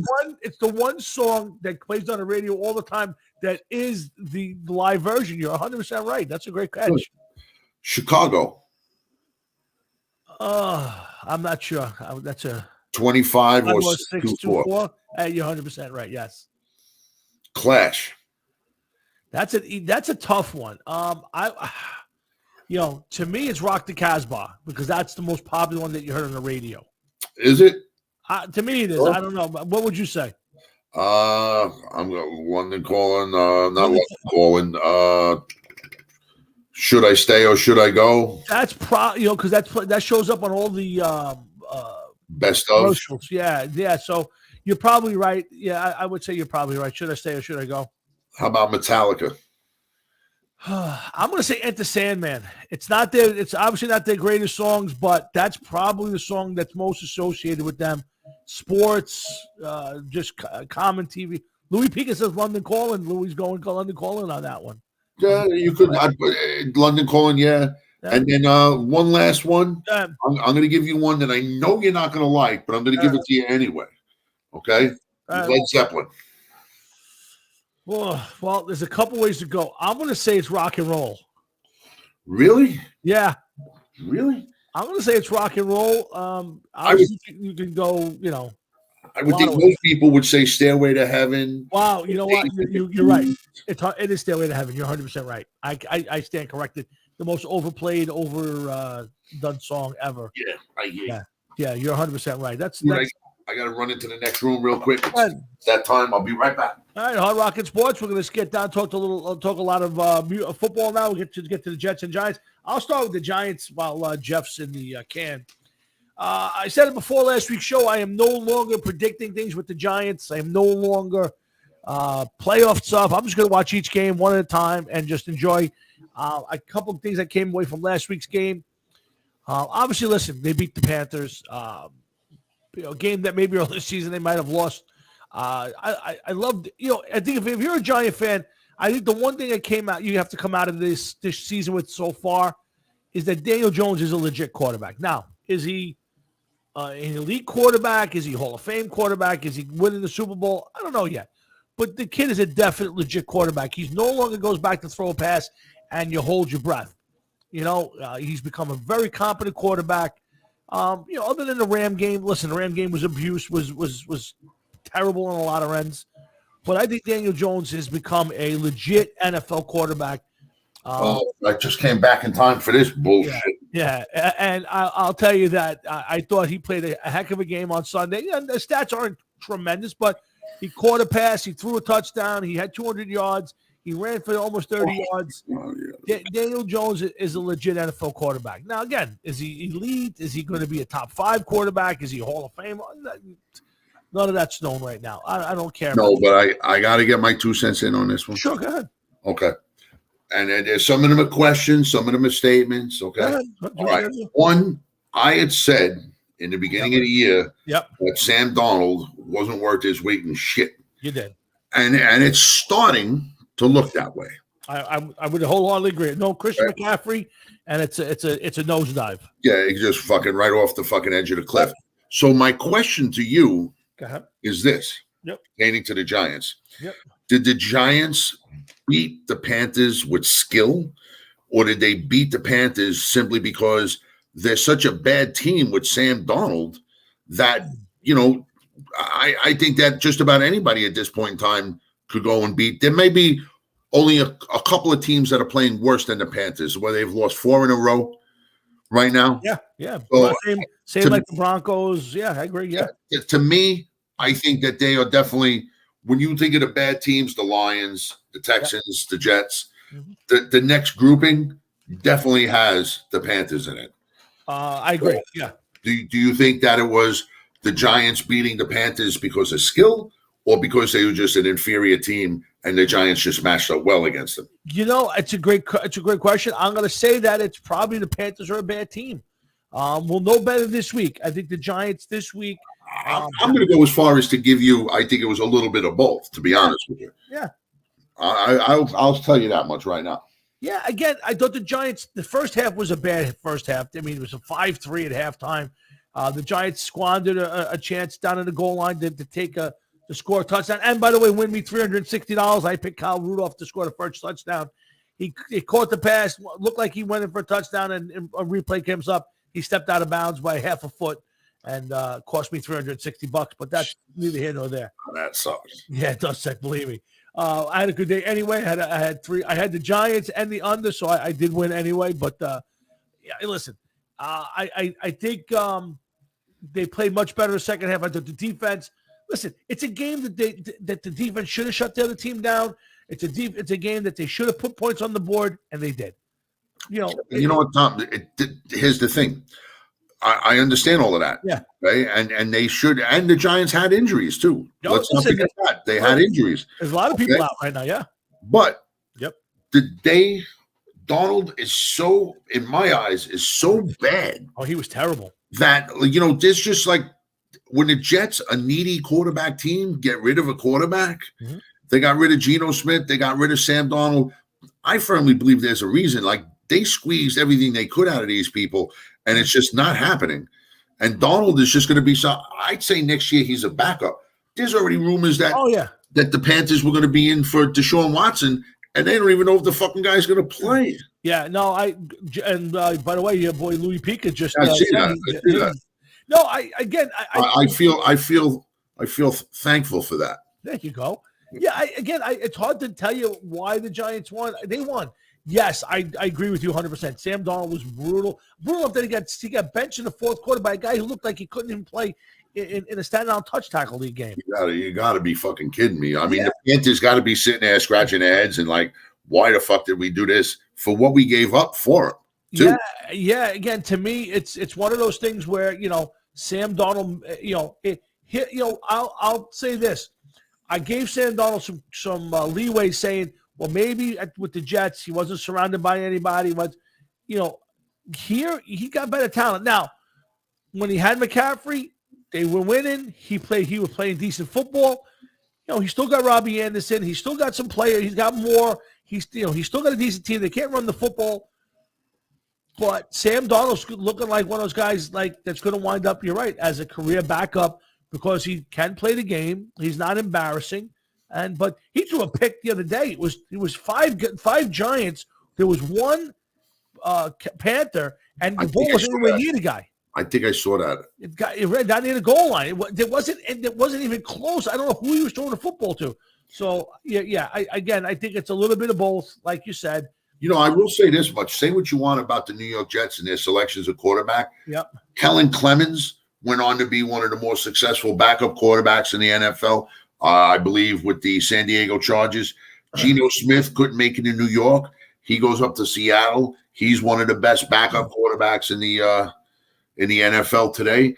And next is going to be Sam Darnold on that list. Yeah, I guess so. These are all people that were drafted by the Jets that just, they just can't fucking get a quarterback. Wow. Did you see Geno's performance on Monday night against the Saints? Oh, I watched some of the game, and yeah, it was pretty rough. But you know something? When I mean that he's a serviceable backup where somebody goes down, first of all, the Seahawks were predicted to be a last place team and be a bad team this year. I've seen it in more than one spot. It's starting to come through and true. So I don't think it really matters if it was him or Wilson. But yeah, with him, it's just bad. It's just bad. Yeah, I mean, listen, I don't know. Like I said, that was a bad game. We'll get to that in a few minutes. But like I said, I'm just watching the Giants 1 week to week. I'm hoping they win. They went out there the second half. They did what they needed to do against a team they should have beat. And there's probably two other games this year they should have been the same thing. They should have beat Washington. They probably should have beat the Broncos. There are games that the Giants lost. The Falcon game they should have won, but they didn't. So, this week, big game, Monday night, while the Chiefs defense is horrendously bad. And this week they got beat 28-3. They're still like a top 10 and better ranked offense, with their the Chiefs. Yeah. And they're home. This is not an easy game. The Chiefs are 3-4 at this point? Yeah. Listen, the Chiefs offensively with Patrick Mahomes, I firmly believe at just about any second he could fucking, get his shit together and put together a great game. I mean, listen, this is somebody 2 years ago they were predicting to go to the Super Bowl every year for the next 15 years. Yeah. And, he's had a bad time of it. But a winnable game for the Giants, I don't know. Depends on what Giants team shows up. Yeah, again, yeah. I mean, can I see them going there, finding a way to win the game? Of course. I think this year, Jeff, we've seen it everywhere. There's games. The Rams beat the Lions 28-19. I mean, it was a close football game. The Rams the week before looked like they couldn't be stopped. The Giants couldn't stop anybody. This is one of the weirdest years I've ever seen in the NFL. So yeah, I'm not predicting. I wanted to go over that schedule, like I said. Yeah, we will. I got it right out in front of me, so we will do that shortly. We're gonna do the Jets and Giants, and then we'll hit the schedule. Yeah. But it's going to be a game. We'll get to it. I don't know. I just don't know what's going to show up. But I started my thing out by saying, at the very least, if you're a Giant fan, you know that we have a legit quarterback. Whether he's Super Bowl bound or MVP or top 10, I have no idea. But the kid's legit. He can play the game. That much I'm going to say. Well, let's see about that, because you know why? If you're going to say that he's going to play the game, anybody can play the game, but you got to be able to win the game also. Agreed. Winning 2 games after this will be week 8, I believe, for them, right? This is week 8. Okay, he's another 16th ranked quarterback in the NFL right now. Well, so he's middle of the road right now. Correct, absolutely, but which means nothing, because there's still more than half a season to go. Absolutely, but you do want to see him take the next step. Agreed. Without a doubt, because if not, he's in the same fucking predicament that somebody like Sam Darnold is. Yeah.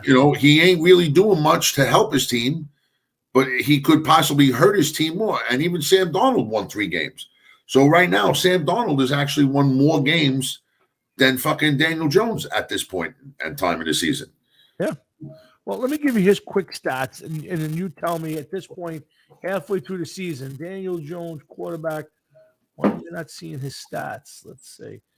They're not giving me his stats here. Stats, players. Let's see. Daniel Jones. Okay, here we go. So he's throwing for 1,727 yards, which is a little less than the bottom of the division. He's averaging 7.1 yards an attempt. He's 153 for 242. He's thrown for 63%. 5 touchdowns, 4 interceptions, 3 in 1 game. See, now right there, before you go any further, not the interceptions. Let's go back and talk about that touchdown category real quick. 5 touchdowns in 7 games. Yeah. Okay. You're not even throwing a touchdown a game. You've been playing every game. Yep. Okay. You were stuck on 4 touchdowns a couple weeks ago. Yep. So in the last 2 or 3 weeks, he's had 1 touchdown through the air. In order to be successful, he could play the game as good as anybody else, but he's not putting anything in the end zone. No, I wholeheartedly agree. And he's at the bottom of the league. Based on wins and stats like that, he could have the highest percentage of throwing and no interceptions, but he's got, even 3 in 1 game. It doesn't matter. 5 touchdowns, 4 interceptions. I would say that those stats alone make him look bad. I listen, I'm not arguing it. I'm just saying I watch him and the kid can play. Whether or not he's going to play great, whether he's going to lead them to a Super Bowl, a playoff win, I have no idea. All I'm just saying is I came out of there saying the kid's a legit player. He runs the ball well. He can beat you with his feet. He can throw the football. Right now, listen, you said it yourself. He's missing Galladay. He's missing Tony. He's missing Shepard. He's had guys out. He's throwing, Barkley. He's been throwing the ball to Pettis, C.J. Board. This week he had David Sills. I mean, I like to see this offense in total. He missed Andrew Thomas, who's been fantastic this year, missed the second game. So I'd like to see this kid with a full complement out there. And I don't understand, Jeff, why this team has so many injuries, especially to their big offensive players. Listen, you don't know what's going to happen until these guys get on the field. A lot of these guys didn't play in the preseason. Maybe they didn't get enough work in the preseason. Right now you got to figure this is week 8. In all actuality, it's week 4. Yeah, you're right. You think about it, because some of these guys, even 3, let's call it weeks. Week 5. Week 5, because let's say that the first 3 games were preseason games. Yeah. Okay, but I'm telling you, the Giants are going to become a better team once they get rid of fucking Gettleman. I'm convinced the guy does not know what he's doing. Now, he might have done it once with the Panthers. I don't think this guy is good for the Giants. He's not good for the Giants. They got to get somebody else. That's all there is to it. They have to. They need a different general manager. And then you have to worry, whoever the next general manager is, you got to watch, because the longer that they keep Gettleman, then when the next general manager comes, well, I want to replace the coach. Then when the next coach comes in, well, I don't like Jones. I like this guy better. And it's liable to start the whole process over again for the Giants. Remember, I am a Jet fan. I've seen this happen many, many, many times over the years. Oh, I agree. It's got to happen. You know what I mean? Yep. Nope. I got you. Let's and speaking of and listen, you're not alone. There's a lot of Giant fans calling for Gettleman's head. I think if this season ends with 5-6 wins, there's no reason to let me ask you this. Give me one reason to keep Dave Gettleman at the end of the season. Right now, there's none. I don't have any right now. I honestly, truly don't. I mean, his signing of Galladay is starting to look bad. Now, listen, the guy has had some good moves. I won't say he hasn't. I mean, I think the Leonard Williams trade is coming to fruition. His pick of Daniel Jones has come good, but I can't say the same about Barkley. Okay, but Galladay's been bad. Real quick, Leonard Williams. Yep. You traded for Leonard Williams. Mm-hmm. I think he had 3 sacks in his Jet career. He came on. He ended up getting 11.5, and then he was absent for half the fucking season so far. He's been coming on a little bit, but you know what? He should be really making well more in noise. 2 or 3 games. He's played More noise for the amount of time that they played. He signs Galladay, who spent half the season last year injured, and already he's been injured a couple games this year. Barkley, listen, he's a running back. Some people say they took him high, whatever. I don't go with that. If that's your guy, you take him when he's available. Correct. But if the guy is injury prone, the guy is injury prone. If you think he's injury prone and he's going to continue to be that way, now's the time to get rid of him and try to get something in return for him before you let him go for nothing. And then he goes someplace and gets 5,000 yards a year. You don't need that. Daniel Jones, 5 touchdown passes, 4 interceptions. He was 4 touchdown passes and 1 interception 2 or 3 weeks ago. Yes. He could play. Maybe he could play. But if he's not bringing them to the touchdown, to the end zone, I don't know. Is this all gonna be a domino effect if they change the general manager? I think Judge is safe. I think Jones has done enough where, listen, you can go around the league and I give you a handful of guys that I would take over Jones right now, and I can give you a whole bunch of guys that I would not go near over Jones. So I think from a certain standpoint, I think the nucleus is good. Again, I think Gettleman's only hope is that this team makes a run like they did last year and gets to 8, 9, 10 wins, which is maybe near impossible. Other than that, I think Gettleman's going to go, and they're going to look elsewhere. I don't think Judge is going anywhere. I don't think. Obviously, I don't think. I think the biggest failure that if you want to land something on Gettleman's desk, the one thing I'll land on his desk is the offensive line. The offensive line has had some hope to it, but has not gotten to where it needs to get to for this team in 3 years. And I think if anything's going to get him fired, that's going to be the thing. Oh, we will find out, man. He may be in the last half of his season as general manager of the Giants, and I got to be honest with you, as somebody who's not a Giant fan, I want to see this fucking guy go, because I think he's I don't think he's doing the right thing. Yeah. Well, again, there's a lot of Giant fans who agree with you. I am stuck in the middle. I think he's done some really good stuff, and I think he's done some really bad stuff. So, I'm not going to sit there and tell you that he deserves to come back. I think the only way he's back if this team makes a big run and gets to 9 wins or more. Otherwise, I don't think there's a chance of him coming back. So we'll see. But let's go to the other side of the stadium and the Jets. And I think right now there's been a lot of how would I call it, shadow cast on your boy Joe Douglas, and even a little bit on Robert Saleh. There's a lot of talk out there in the radio sports radio world where people in today's post had some stuff where they're throwing a little shade at him.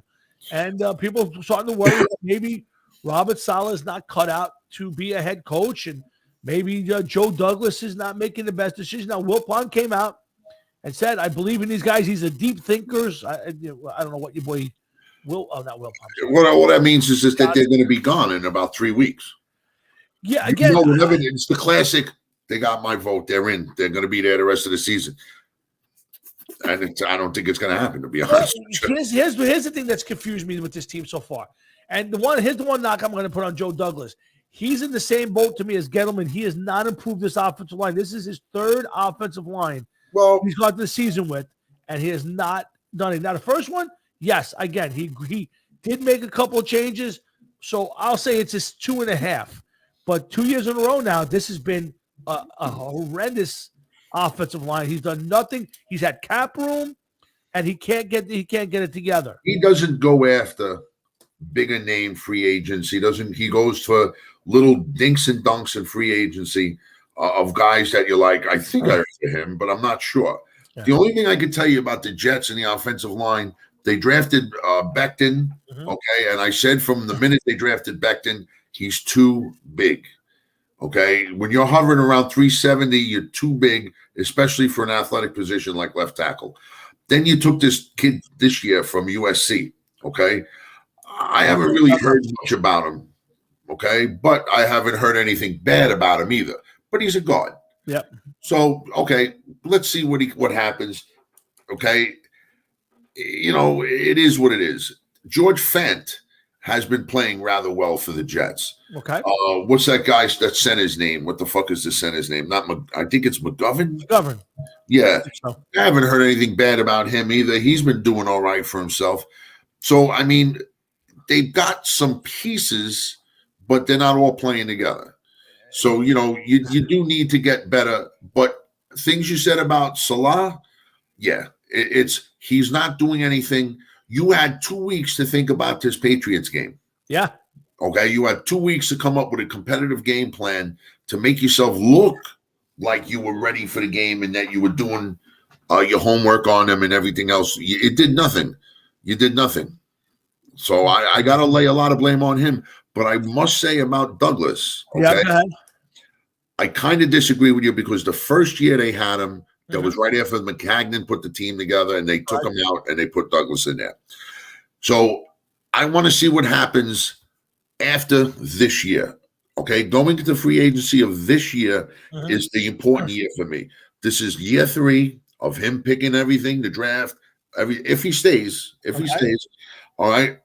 After this year, if this team next year at this time is not, I'd say 4-4 at the least by now, 4-3, or at or above 500 by a game or two, then yeah, you once again must purge the fucking front office, and whatever happens, happens. The only problem is that I wonder if they're going to keep him so that they give Salah 2 years. But I just don't like the way, when you look at him, he just looked frustrated on the sideline, Salah. I don't think he realized what it was he was signing up for. I really don't. I think he thought he was still in fucking San Francisco. Yeah, I will tell you that again, it's hard to pick on his in-game stuff because they haven't been close in very, very many games to kind of pick apart whether he's calling timeouts properly or running situations the right way. But I don't think they've scored. Hey, Will Clark, how you doing? I don't think they've scored. They haven't scored a point yet in the first quarter. No. You got thoroughly, like you said, thoroughly embarrassed this week. I mean, somebody in the NFL drops 54 points on you, 54. And I'll tell you, here's my biggest problem that I have with the Jets and Joe Douglas right now. And you may argue with me on this one, but before I go back to Salah, I want to rip Joe Douglas about this. You cannot go in with a rookie coach, rookie coordinator, a brand new rookie off the shelf who played at, not the biggest quarterback school in the whole world, and go into a season without a veteran quarterback on your bench. Tom, there's one, you're right on all points. 2, there is no argument to be made. You can't argue any of that you just said. If you argue it, you don't understand the game at all whatsoever. Okay? You're not talking about one veteran. Or then when you do acquire a veteran, you get Joe Flacco back, who you let go. Yeah, so you paid number 6 for a guy you already had that you probably could have signed for half what you're going to pay him now. If his two things that I would have done. Two, okay. Yeah. One, I would have gotten Joe Flacco back if Adam Gase was still the fucking coach and you were playing the same system. So now you just had somebody come on in that knows everything, that would be like, all right, come on, bro, get out there, do what you got to do. Right. Okay. Second, I would have kicked the tie. Kicked the tires at the very least on Cam Newton. Tom, I would have kicked the tires on Cam Newton, and the reason I tell you that is, one, this kid fucking what's his Wilson? Yeah. He scares me. He's small. He looks lost back there. He looks like he's more worried about how he looks on the field that he's modeling than he is for fucking playing. That's one thing, okay? Second of all, he looks small. He looks too small for me. I don't like it. I don't remember last time I saw a quarterback that looked that small, maybe RG3 when he was playing, okay? Okay.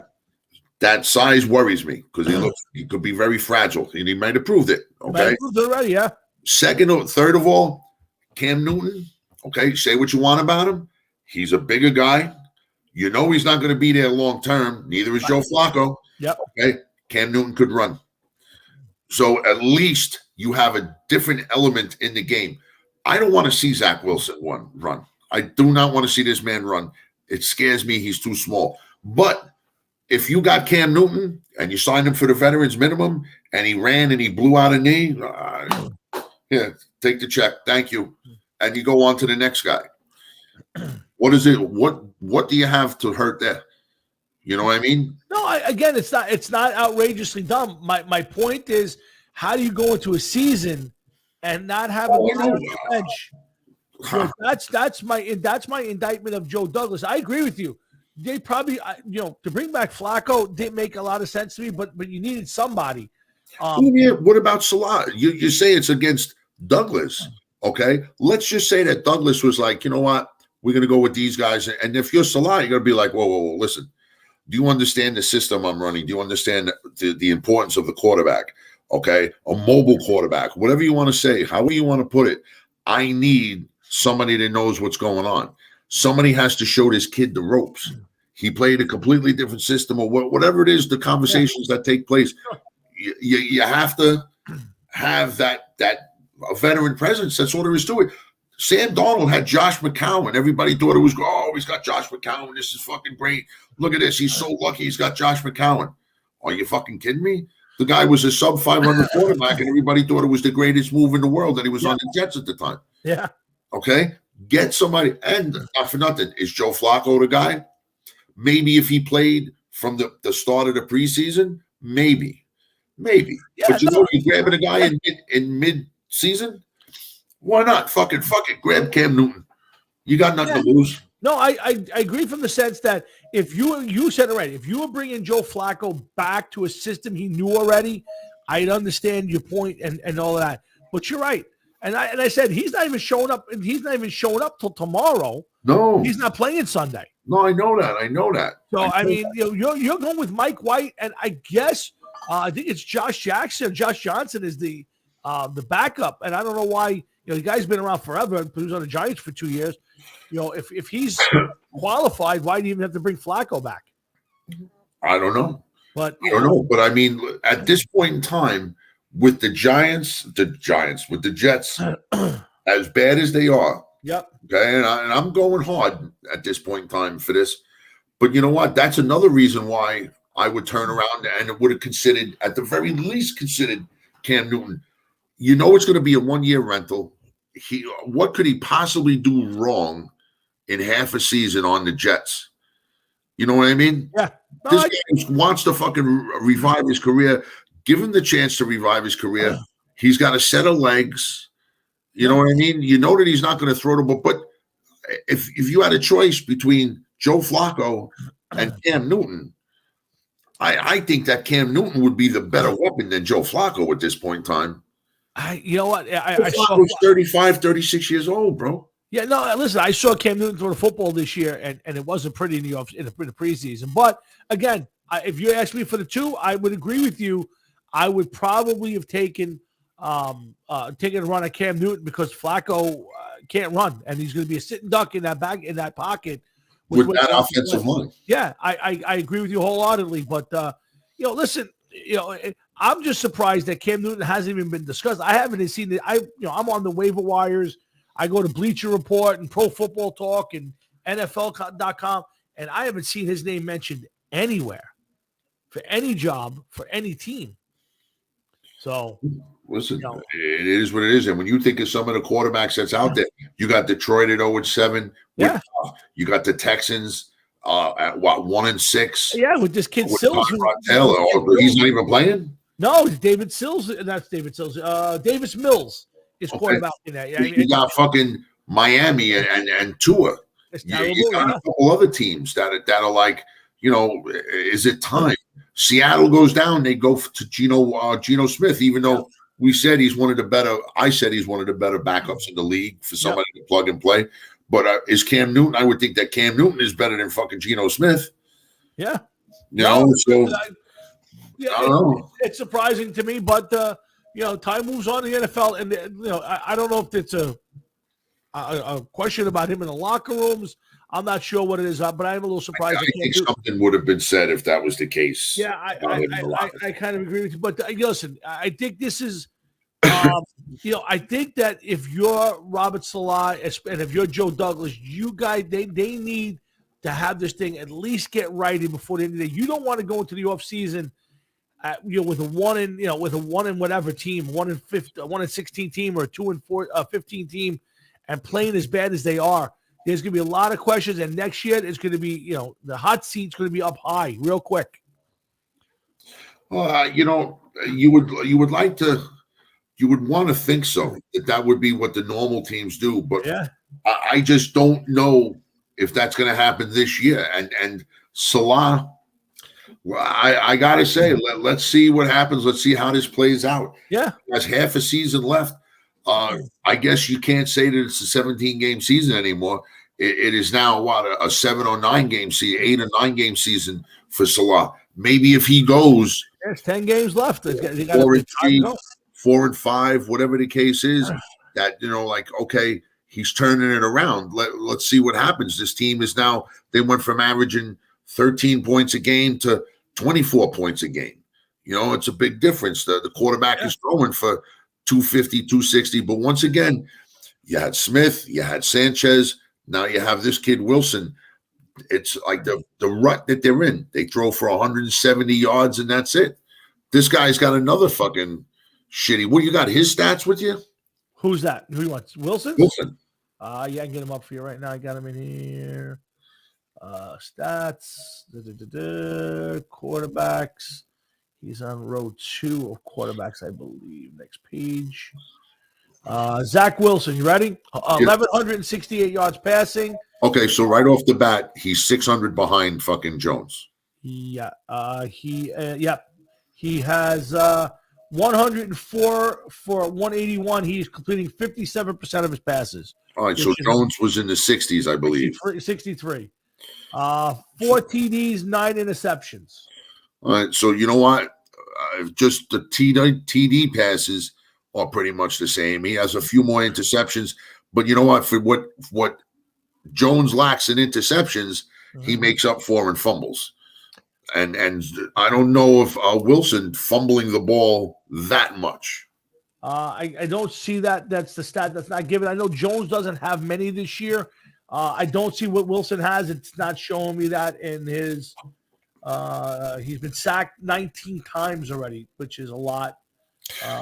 Justin Fields leads the league in 22, and he hadn't even played the whole fucking season. That yeah, and let's be honest, man. You look at what this class so far. I mean, listen, it's their rookie year, so it's that class is a bust so far. If you had to ask me, what I'm thinking so far, other than Mac Jones, Mac Jones is the one guy, and I said it in the draft. I thought the one guy that was NFL ready right now, but he needed to go to the right situation, and he wound up there. Is Mac Jones. The rest of them, Trey Lance looks lost. Justin Fields looks like he's never played football before. Yeah, but you know what? Real quick, San Francisco, and I just don't like when they bring the quarterback in and, all of these trick plays and everything. I agree with you. How people get hurt, you lose fucking players. I agree. Second of all, if the whole point was for this guy to sit and learn, he's not sitting and learning if he's coming on the field and playing. Yeah, You're putting it to jeopardy, especially with stupid ass fucking plays. So I wouldn't do it. But San Francisco itself, which was supposed to be a pretty okay team this year, is proven to be just a shitty team. Yeah, another 2 or 3 team. Yeah, another 2 or 3 teams. So yeah, listen, whole lot of, like I said, right now it's a rookie year. It's hard to say, but you watch these guys, and it looks like they are exactly what I said: overrated guys who are going to be projects. If you're going to get these guys to be professional football players, those 3 guys are going to take some time to get there. They don't look like they're close. It's each one of them has looked completely lost. Except, like you said, except for Mac Jones. Mac Jones looks like a professional quarterback. He's got some issues too. Don't get me wrong. Mac Jones went into a system with a stable coach, a stable assistants, and everything else. You send Justin Fields to Chicago, where we don't know what's going on with the coach. They just blew it on Trubisky, and everything. Who's now looks like he's going to be another career backup. Trey Lance, that was supposed to be a good situation, but say what you want. You're Jimmy Garoppolo. And there's the number 3 pick in the draft is sitting next to you in the quarterback room. So this has to be on your fucking mind that, how much longer am I going to be here? How much longer am I going to be playing for? Yeah. It has to be. You know what I mean? I couldn't agree. I couldn't. And then Zach Wilson, I mean, you almost got to feel bad for Zach Wilson because it's like, what does he do? What does he do? You go, you play. You have a bad game. You can't even go sit on the bench and talk to the backup quarterback and be like, dude, what do you see? Because the other guy next to him has even less experience on the field than he's got. Yeah, and he's been playing, and he's been in the league since 2018. It's scary. Yeah. Although I will say this kid White was his last name, right? Yeah, Mike White. Yeah, he didn't look bad playing for the Jets. No, again, he didn't embarrass himself. Henry Bradshaw, but he didn't look bad. Yeah, he did not look like he did not. He was not the answer. No, obviously he's not the answer. But I would also tell you that he didn't embarrass himself, and he's going to get a chance this week to go out there and play the game. And see, right now I got the Cardinal game up on the screen. Cardinals Green Bay out in Arizona. Cardinals are driving almost got a touchdown, but DeAndre Hopkins got hit with a penalty for face masking. One of the weirdest face masks I've ever seen. A guy who's stiff arming on a touchdown run, and he stiff armed pulled the guy's face mask, got a 15-yard penalty. Anyway, get a load of this. This is between these 2 teams the highest winning percentage between 2 teams this late in the season on a Thursday night game. Wow. I know. Well, big deal, right? But it's still cool. No, listen, after the last few weeks, I mean, last week's game was Cleveland-Denver was a bore fest. Denver's one of the most overrated teams, unfortunately, this year. Started out 3-0, now they're 3-4. Cleveland's completely just mismanaging this whole season. Well, a lot of people had them, going to the Super Bowl, including me, had them going to at least a deep run into the playoffs. And right now, it looks like Baker Mayfield, may miss some significant time unless he can play with a torn labrum in his left shoulder. So, I mean, it's going to be, but we're going to run through again. Hard Rocket Sports, Jeff and Tommy here hanging on a Thursday night. Make sure you come back every Thursday. We do this each week from 7 to 9:30 right here. And we'll have some fun. We got the holidays coming, so pay attention to some special shows along the way. Holidays start Sunday, man. Everybody fucking discounts Halloween, but you know what? You got to think at this time of the year, there's more holidays than anything else. Halloween, Election Day, Veterans Day, fucking Thanksgiving, Christmas, New Year's. Yep. Okay. Plus, I mean, the holidays we don't fucking celebrate because we ain't getting presents for, like Hanukkah and Kwanzaa, but they have to be mentioned anyway. But enough of that. Yes. Real quick before we do move on, though, I do want to mention that listen to these stats. I'm not going to tell you who it is. 2,275 yards passing, 303 pass attempts, completed 203. Only 100 passes hit the ground.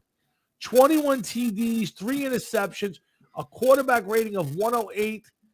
I mean, mind-boggling. Jeff, you want to guess who that is? No. Tom Brady. I know you know who it is. It's Tom Brady, who threw his 601st touchdown pass. I mean, at 44 years old, the guy is still absolutely killing it out there. He's absolutely by far the best quarterback in the league at this point. Not even close. Nothing. Not even going there, huh? I don't even know who he is. All right, we'll move on. I will say this much. I hope that every time he goes back to pass, just as he lets go of the ball, I hope he gets hit right here, underneath, so it knocks the wind out of him. Okay. I hope he gets hit in the small of his back, and he feels a jolt go up and down his spine to the heel of his foot. And then I hope he falls on his face mask and chips a tooth. Every time he chips a different tooth, just a little bit. So just enough that when he's barking out signals, he shreds the inside of his mouth up. All right, I'm going to play something for you because now I have to play this. So get ready. Hey, Eli, we got to I like going for this, though. Hey, Eli, we got to keep going quick here. Let's keep going quick because Tom's got to go to bed here soon. So let's keep going quick. Tom, what do you like here, 4th and 1? What's your curfew, Tom? I like going for it. We're past it, but only for What's you your guys call? would I break my Sneak own it? curfew. That was, I don't know if you know this, but on 10 of the 17 Monday night games, the Peyton and Eli do a ESPN2 show where they have the game on and they talk about the game, and then they bring in different guests. This week it was Tom Brady and Marshawn Lynch. I've seen Ray Lewis. I've seen a whole bunch of people. And they had Tom Brady on. It was some funny stuff between Eli and Tom about the Super Bowls and all that good stuff. I'm sure that made you feel good to see Tom Brady. I hate Tom Brady, bro. I can't stand Tom Brady. He may be the. I wish more harm on Tom Brady than I do my ex-wife. That's how much I hate. Matter of fact, if I saw two people drowning and one of them was Tom Brady and the other one was my ex-wife, and my ex-wife was yelling at me all the shit she did to lead up to present day, I would still reach out and try to help her out of the water. You would. I tell Tom Brady, I'll be right back to throw rocks at you.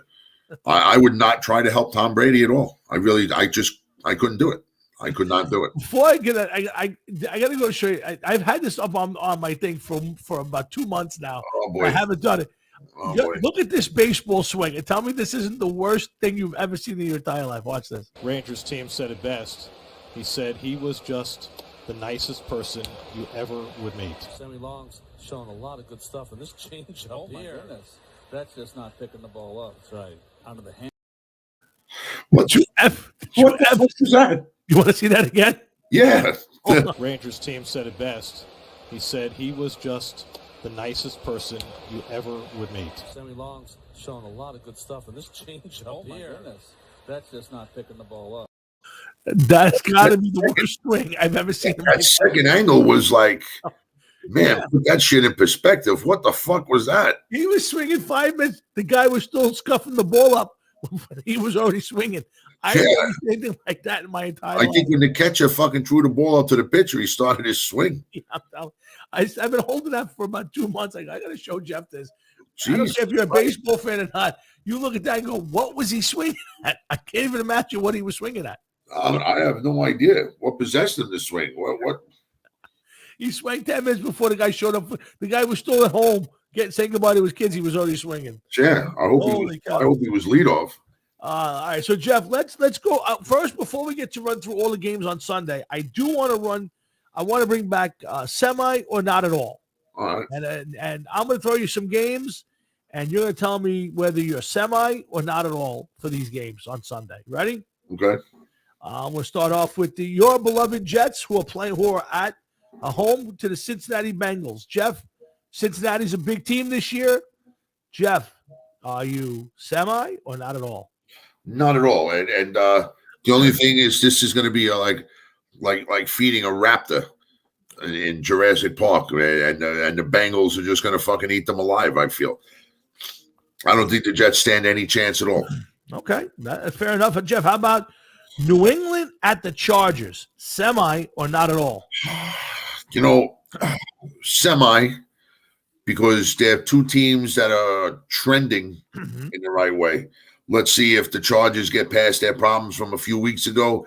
The Patriots are definitely not the team that they are going to be in the next year or so, I feel. But, this could be the next Brady Manning. Okay. Type of thing. You don't know. Semi or not at all? Semi or not at all? I already said semi. Okay. Dallas at Minnesota. Not at all. Okay. Not at all. I think Dallas is going to fucking run roughshod. And last but not least, how about the Giants at Kansas City? Semi or not at all? Man, I don't know. It depends, man. Not at all. No. Not at all. Not at all. All right. So only because I think that the Giants aren't going to be able to contain them. They're not going to be able to contain them offensively. And if what's his face, Mahomes gets going with the weapons that he does have, there's not going to be anything that Giants can do defensively. I listen, all valid. Well, let's run through all the games. You want to run through the divisions a little bit, and next week, after this week's games, we'll be at week 8. I know it's not necessarily the halfway point, but we're going to do another round of contenders or pretenders. Well, what we should do, if you want to do the right thing, okay, is get the half man involved and do halfway with the half man. Wow, that's a heck of a segment. I like the way that flows, don't I you? like the way that flows. That's a nice way. Halfway to half man. That would be Even though he comes on and he's very belligerent and violent. Yes, he is belligerent. You know, and he's quick to fucking somebody that's 4'3" is quick to be fucking calling other people names. Yeah, that's very true. So let's run through the games for this week. We'll start again. Let's go back to tonight's Green Bay at Arizona. Two teams, 7-0 and 6-1. This game is already in progress, and St. Louis, the Arizona's up 7-0 early. This should be a better game. I know Green Bay's missing 3 of their top receivers, and this is not a. I don't know. It's just it could be an NFC Conference Championship game preview. I don't know. Go ahead. No, go ahead. It could be, but more importantly, right now, I'm looking at the standings. I think this is a bigger game for the Cardinals because if the Cardinals win, that means the Rams go into Sunday's game a game and a half out of first place. Correct. So, they need 2 games now to pass the Cardinals. And that may be hard with the way the Cardinals are playing. Green Bay could afford the loss. They already have a 2-game lead, 2.5 game lead. In a very bad division, yeah. Yeah, in a very bad division. So I don't think you're going to have to worry about Green Bay. I think they'll rebound nicely if they lose. But I think it's a bigger game for the Cardinals, and I think it'll have more of an impact on the Cardinals because now you're going to have a game in hand on the fucking Packers. So when it comes to, home field advantage, you have an early 2-game lead over them, plus 1 in hand. Yeah, no, 100%, Jeff. Good calls. Let's go back to the Cincinnati at the Jets. Listen, this is, I think for each week, Cincinnati, it's a big game, and I'll tell you why. People don't believe it. I said it before the season to you that I thought Cincinnati had a chance to be a force in that division. Now, I didn't expect Pittsburgh to be bad. I certainly didn't expect Cleveland to be bad. I didn't think that the Ravens would be that good, but they've played pretty well. But this is a very surprising Bengal team. Has played really well. Joe Burrow has represented himself really well. But they need to prove themselves each week. Now, listen, they're getting a Jets team with their backup quarterback. I don't know if Mosley's back or not yet. They're just coming off a 54. Mosley is supposed to be playing this week. Yeah, they're coming off a 54-point, 54-13 loss last week.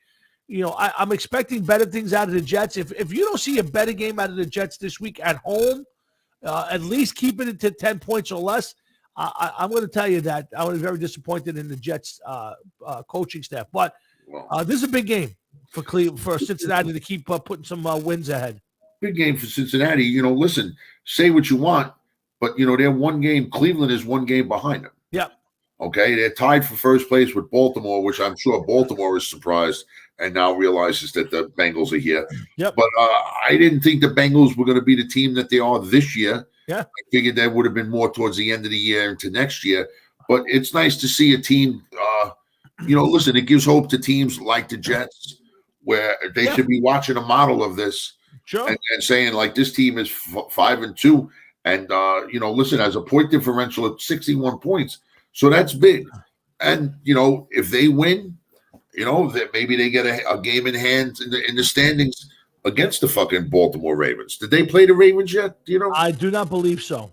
All right, so then they might have 2 games against the Ravens, so that could be big for them. Hold on a second. Like, didn't they play the Ravens just last week? I'm sorry, you're right. Yeah, they beat Baltimore 41-17. Okay, so they still have a game in Baltimore.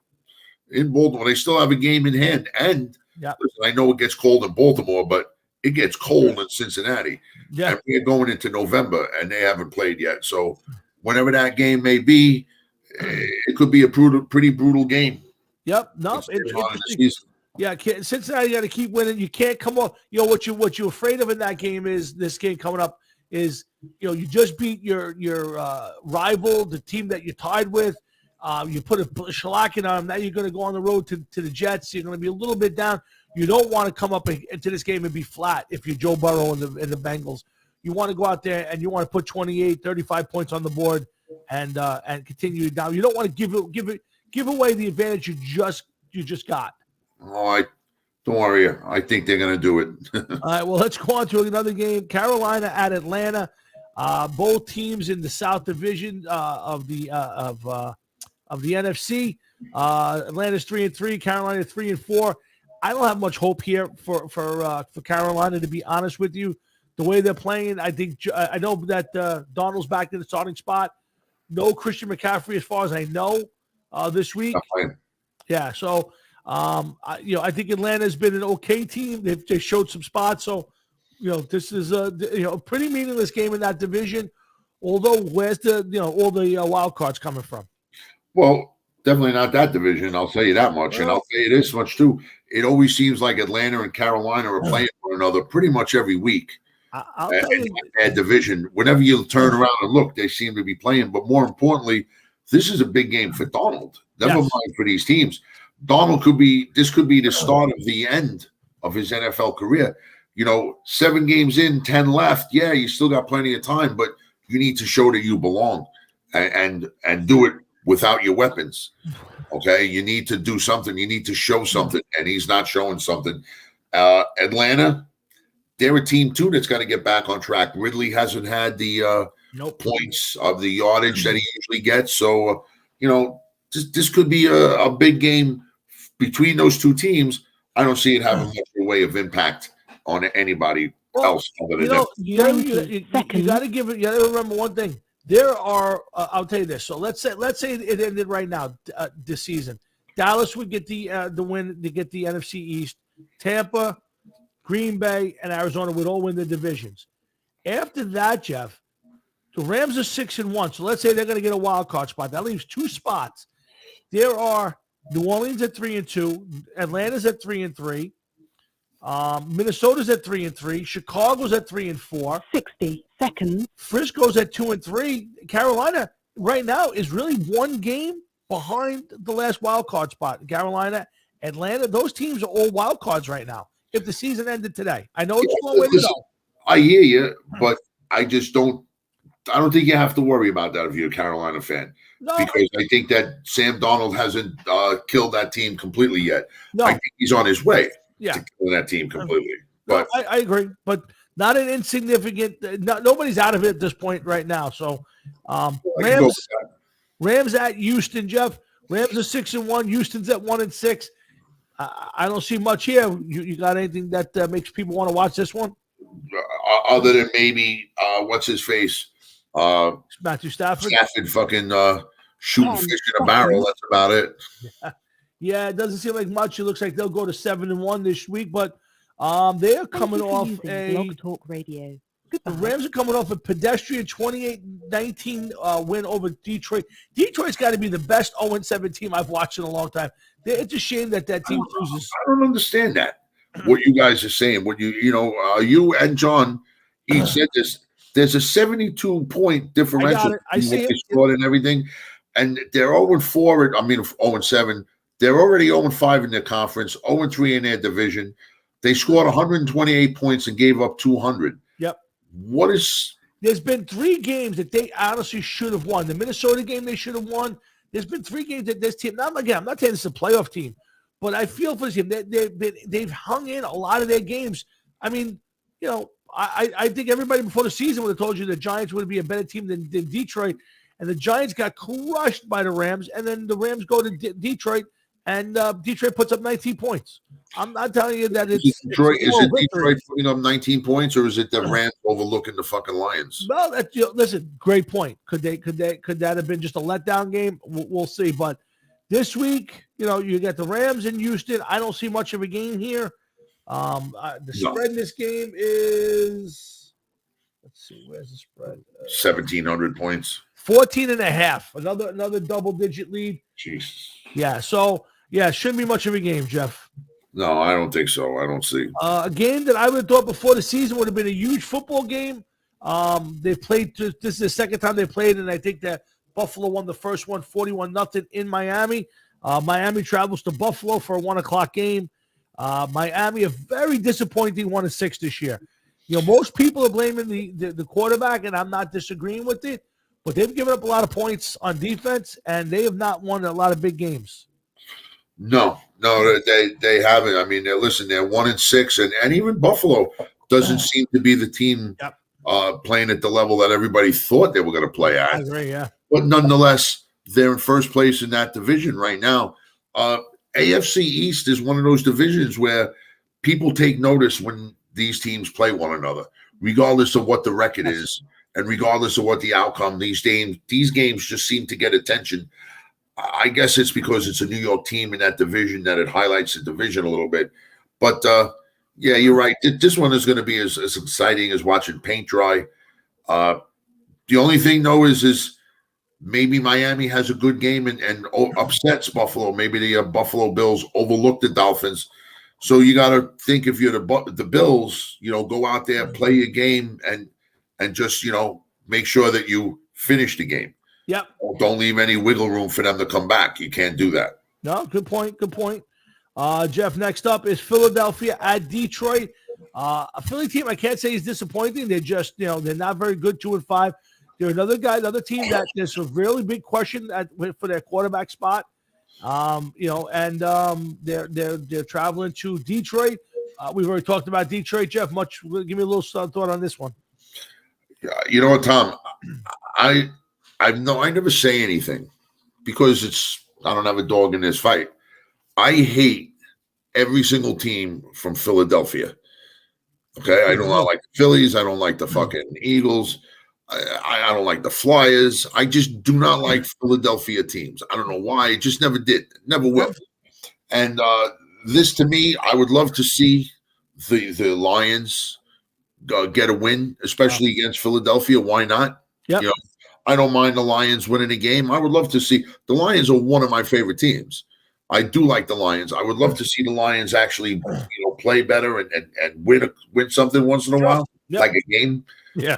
And I'm going to be watching them in a few weeks for Thanksgiving. Yep. But you just got to hope that maybe they're not going to win. They're not going to win a division. Nothing of that nature. But you just like to see them play. I would like to see Goff have a good career with the Lions. I think that he did pretty good for himself with New England, not in New England. I'm sorry, with St. Louis, the Rams. Mm-hmm. And listen, I think he was a decent quarterback, but they didn't want him no more, and they pushed him off to the side and they got rid of him. And so this trade definitely benefits the Rams as far as that goes. But I would like to see him catch on and have a good career with the fucking Lions. Yeah, this is a game that Detroit can win. This is a game that Detroit, if you're going to win a game, this might be the one. Yeah, you're home against a bad team. So let's. I'll be rooting for Detroit this week. Hopefully that game will be somewhere I can watch. A game that I would have thought would be against the top two teams in the division now, Jeff. It's actually against the bottom two teams in the division, and that is Pittsburgh traveling to Cleveland. Detroit, Cleveland with. We're not sure how much, if at all, Baker Mayfield's going to play. It's going to be an interesting week. Jeff, give me your thoughts on Pittsburgh traveling to Cleveland for another 1:00 game. Well, listen, Pittsburgh is half a game behind Cleveland. Yep. So that's one thing. Cleveland is one game out of first place. Yep. Cleveland, Pittsburgh has won 2 in a row. We talked about this earlier. We love Baker Mayfield commercials. Yes, we do. They may be one of the best things about watching TV. Mhm. I don't know about watching Baker Mayfield play football, though. Yeah. Especially this year. He hasn't been all that good. Maybe this is what Baker needs to get going, or maybe this is what the Steelers need to get going. I don't think the Steelers are a team to worry about this year. What did you think about the Mike Tomlin press conference denying all rumors going to USC? What is he going to say? I mean, we had Jim Wexell on the Sunday show, and we asked Jim, who's the Steeler beat writer, and he said, "Listen, Mike Tomlin's not going back to USC. Mike Tomlin's going to be here as long as he wants to, basically, without the ship falling apart." And so far, it's not. It's not a great year for them, but he says there's no way in the world he's going to back to college and go to USC. So, but I asked the question, and he said it wasn't dumb. I said, you know what? You are going to be looking for a new quarterback. You haven't had a lot of success in a while. Is it out of the question that the Rooneys make a move? And he said it's not out of the question. He said, but I would think it's very dim chance of it happening. Honestly, I got to say this, okay? John, your partner for the Sunday Morning Audible, which, by the way, I really wish that I could continue my role on that show. Of course, it's a lot of fun, football and everything. You never know when the box will be back. That's all I'm going to say. All right, well, we're always prepared for the box. Yeah, but I like John knows a lot about football. Yes.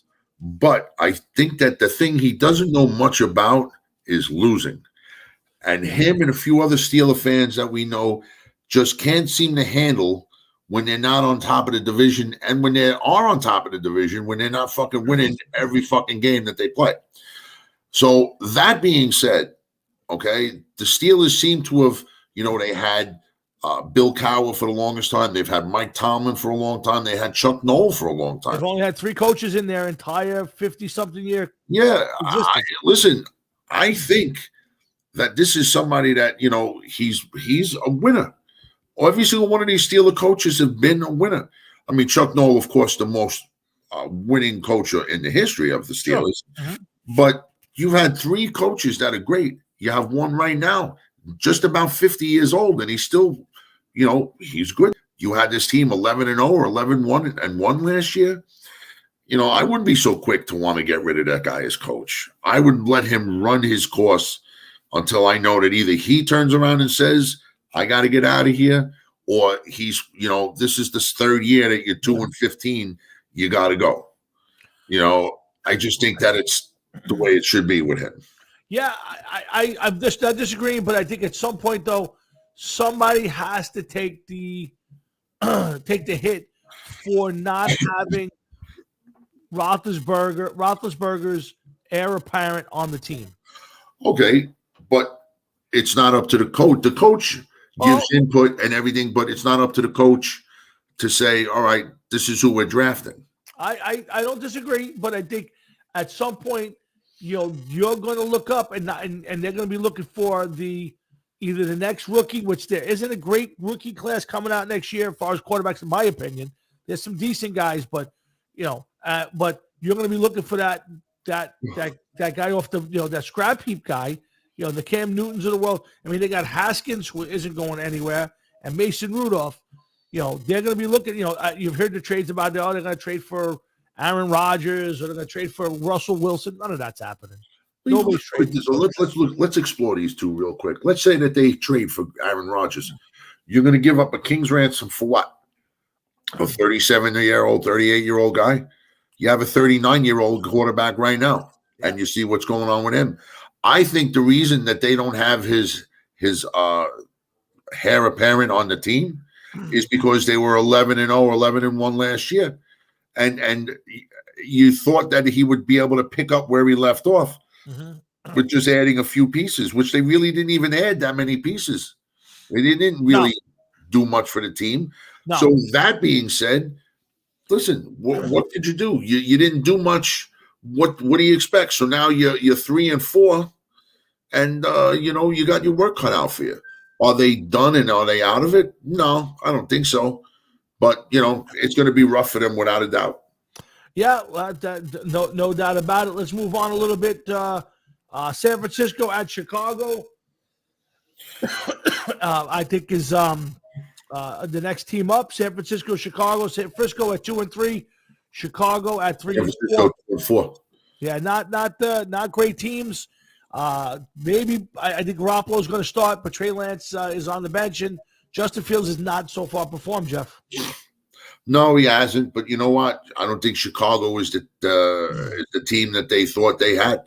Evidently they're not offensively at the very least. I know that they were pretty good defensively. Yeah. But is Justin Fields ready to play? I don't know. Is Trey Lance ready to play? I don't know. But San Francisco is not exactly the greatest of teams, but their defense isn't bad. They only gave up 149 points, but they lost 4 in a row. So maybe this is where Justin Fields gets a good game in. Let's see what happens. Absolutely. Let's move on to Tennessee at Indianapolis. Tennessee is surprising 5-2. I didn't expect a lot out of them. And Indianapolis are behind them in the division at 2-4. Tough. 3-4. Is it 3-4? I see Indy at 2-4. 3-4. They're 3-4. Okay, go. Yeah, I'll go with you. Go ahead. Listen, after the Titans lost to the Jets, they've won 3 in a row. The Colts have won 2 in a row, and they're pretty comparable, I believe. The Colts have a better defense as far as points go, but I think that's a big game. If the Titans win, they have a stranglehold on the division. I agree. If the Indianapolis Colts win, at least they make up a game, an important game in a division against the division leader. So maybe Indianapolis plays well. Maybe Wentz is getting his learning his system again and having a good time over there in Indianapolis, and helps them in the long run. But I still think that once Tennessee gets clicking on all cylinders, that's it for them. I think they're going to win this division. All right, I kind of agree. I think you're going to ride Derrick Henry, and that's going to be the end of it. Yeah, that's all. If something happens, the passing game ain't working. You just give this guy the ball. That's it. He's a monster. Jeff, let's move on to the start of the 4:00 games. Jacksonville at Seattle. I don't think anybody cares about this. I don't even think the people in Jacksonville and Seattle care about this. Yeah, I think it is interesting to watch Trevor Lawrence's growth. Okay. So let's see how he does against a team led by Pete Carroll. I don't think that he's gotten off to the start that a lot of people were thinking that he got off to. He's not that good right now, but he should get better. But let's see what happens. And maybe a team like this, a game like this will help him out. I mean, Geno Smith is not going to, get involved in a shootout with him because he's incapable. Right. But I don't know if Trevor Lawrence has the team to even get into a shootout with Geno Smith, you know what I mean, at this point in time. But I think that this is going to be Trevor Lawrence's game. Yeah, and this is the third week in a row that the Seahawks are going to be home. They've lost 2 straight at home, which is really kind of a rarity. I mean, they don't lose games up there, at least up till this year. They've already lost 2 in a row. Could they possibly lose, Jeff, a third game in a row to Jacksonville? But you're right. They probably the only thing to watch in this game is Trevor Lawrence's growth, and should be that's the only thing that's interesting here.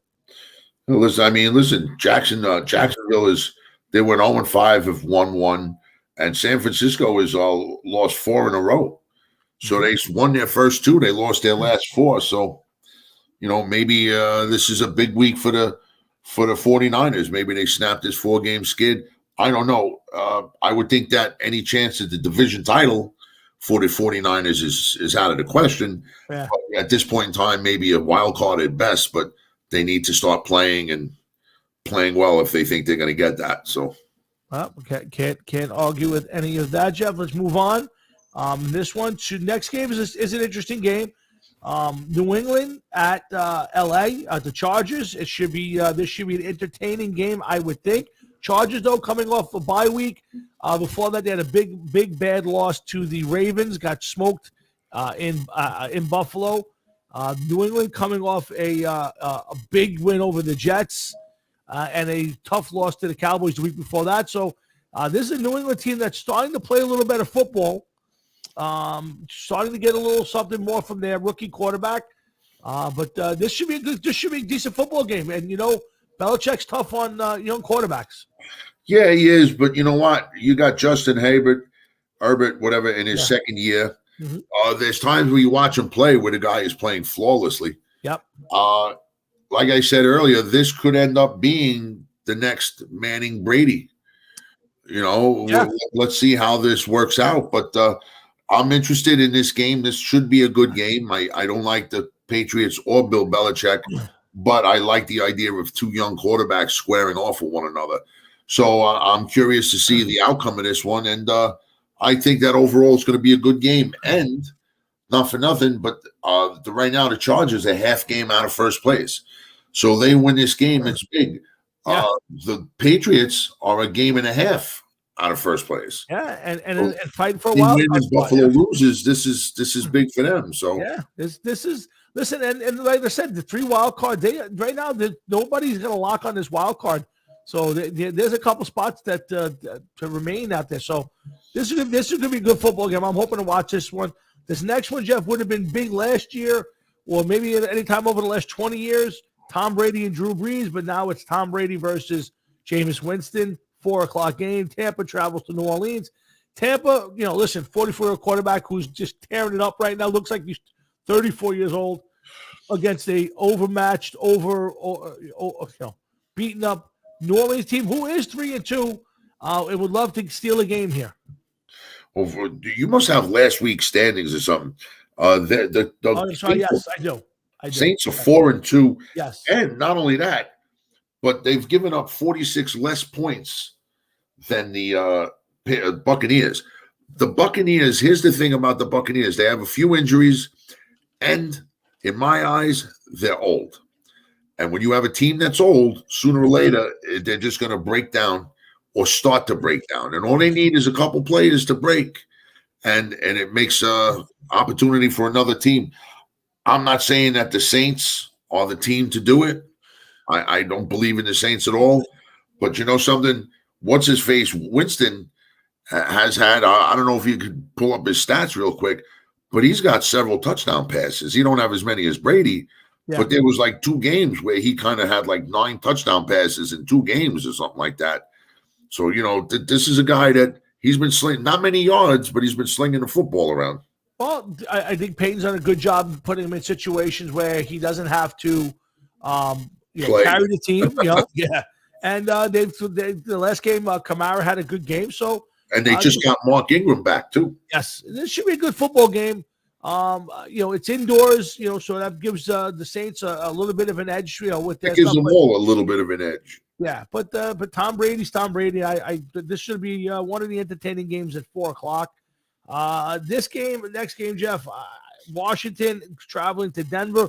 Washington's got to be one of the most disappointing teams this year. A lot was made of their picking up Fitzpatrick, who hasn't played. Their defense being one of the best in the league hasn't shown up yet. And Denver started out at 3-0, and is now and my daily news for the Post for some reason did not update the standings. This is today's newspaper. I don't know why, but the Denver Broncos are right now 3-4, have lost 4 straight. I gotta tell you, this is a game that if you get a chance to miss it, do it. But I think Washington's one of the more disappointing teams this year, Jeff. I would say that defense, they spoke a lot about that defense. And, listen, anytime that you have 2 teams with a combined 7 losses in a row between the 2 of them going into a game, nobody's going to be excited about that. Teddy Bridgewater, a lot of people were talking a lot of stuff about Teddy going into the season and playing so well the first couple games. That seems to have simmered down a tad.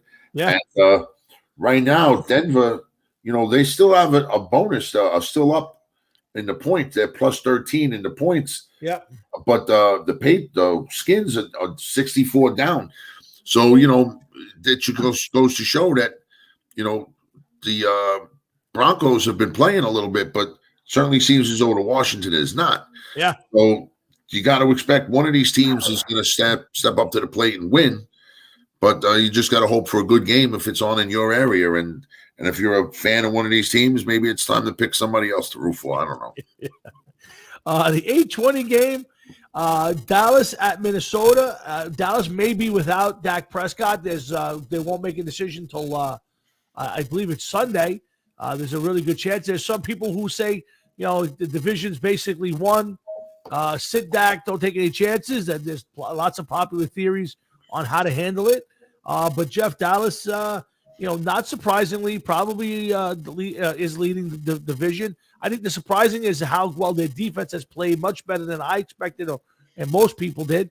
And offensively, they're been a juggernaut. So this smells like a big game for Dallas. Minnesota's an up and down team, 3-3. Yeah, but you know what? Between the two of them, they've won 7 in a row, with Dallas winning 5 in a row. Wow. I'm looking at the standings now with the other teams in their division. They have a 4-game lead. So the worst that can happen is if they sit Dak, they get a 3-game lead if they lose. Minnesota has been coming on as of late a little bit more, a little bit better. So, I mean, why risk possible playoff berth and to a run on Minnesota when, just get out there and go play to the best of your ability with what you got and sit back, let them, get healed up. The season is a quick one. You don't need them getting hurt again and aggravating something, on top of the surgery, coming back from the surgery. And then what has he got, like a wrist injury now or something? I'm not sure. Yeah, I think elbow or something like that. I think it's a calf injury. Yes. Calf injury. Yeah. So, I know that he's a little bit of a mobile quarterback. Mm-hmm. You're going to take a chance by playing him against the Vikings. Yeah. I just don't see it, man. Yeah, well, it's realistic. You never want to give away a game, but yeah, you're right. You may want to take a chance on putting the guy out there and injured himself where he's out for the season. It's a big question. That's a tough game. I got to tell you, I always like the home team on a Sunday night, but I think this is a tough one. Let's see if Dak plays. And of course, then we have Monday Night, Jeff, where my beloved Big Blue travels to Kansas City to play probably the biggest surprise team in the league, and surprising and not in a good way. They have not looked like the team that's went to 2 Super Bowls. Their quarterback has tried too hard and has not played well, and they have one of the worst defenses around, but it's still a great offense. Jeff, I'm going to let you handle this one all to yourself. Giants in Kansas City on Monday night. I think this game is going to be better than people think, to a possible blowout. All right. So I think that the Giants could, they may be able to score offensively and keep up with them, but they're definitely not going to be able to stop them. So they got to hope that they're firing on all cylinders, but they're only getting back Shepard, I believe, this week. Well, I know that the other guys have practiced. They get to practice. They're going to maybe practice Friday. Yeah, so it's if it was Sunday, I think you don't get any of them back. I think with the extra day, I don't think Barkley's coming back. I think you could see, you'll definitely see Shepard. You may see Tony. I don't, for some reason, I think Galladay doesn't seem to be healing quickly. So we'll see. No, I think Galladay is going to listen. There's a reason why the Lions let Galladay go. Yeah, the way they did, and maybe he's a little soft or whatever. But if I had to pick somebody to win this game, of course, I'm going with the Chiefs. Oh, it's an easy. I just think that they have too many offensive weapons for the Jets defense, but they just haven't been firing on all cylinders. I mean, even a Ferrari needs a tune-up once in a while, and they definitely need a little something. Yeah, the question I say is 10 points too much? They're favored by 10. I think that might be too much. I don't think so. Because you know what? If they're going to win, they're going to win by more than 10. If the Giants keep it close, which I don't think that's going to happen, my models don't show the Giants keeping it close. I'll tell you. That's what your models say. No, not at all. Not at all. Okay. I would even go out on a limb and say I see the Chiefs by triple digits. Triple digits. Yeah, probably 101 to 104 points. Nice. Well, speaking of that, real fast before we end the show, there's a couple of big spreads I want to throw at you. Bengals 10.5 over the Jets. Too big? No. I think you could go closer to fucking 15. Okay. How about Bills 13.5 over the Dolphins? I could live with that one. Rams 14.5 over the Texans. Too much? No. I think that's about where it's going to be. Let's see. How about the Buccaneers only 5.5 over the Saints? I know they're on the road. Not to me. I think that smells it should be a bigger spread. No. You know what? No. I think because the Saints got back Mark Ingram, I think that's gonna. But this spread was probably made before he got back on the team. I can't see him affecting the spread that much. I just think it's a division game. Division games are tough. Yep. They play one another tougher, and I know that the Saints need to play this game tough because if they stand any chance, I don't know if they're going to be able to get a wild card. They may have to win the division in order to get to the playoffs. So, let's see what they can do. But I think they're going to play the Buccaneers tough. I think they have to. They got no choice. Yeah, interesting. And I think this game. I think this is a little too much. I know it's on San Diego, Los Angeles, with Chargers 5.5 over the Patriots. I think this is like a 3-point game. I don't know about that. You got Justin Herbert and the way that he plays sometimes, man, the guy's on fire. He's a second-year player. The guy's been throwing the ball phenomenally. What would they say? 16 of the last 17 games he played, he had 300 yards. It was some kind of insane number like that, 300 yards a game. So, you know what? 5.5 points against a team like the Patriots.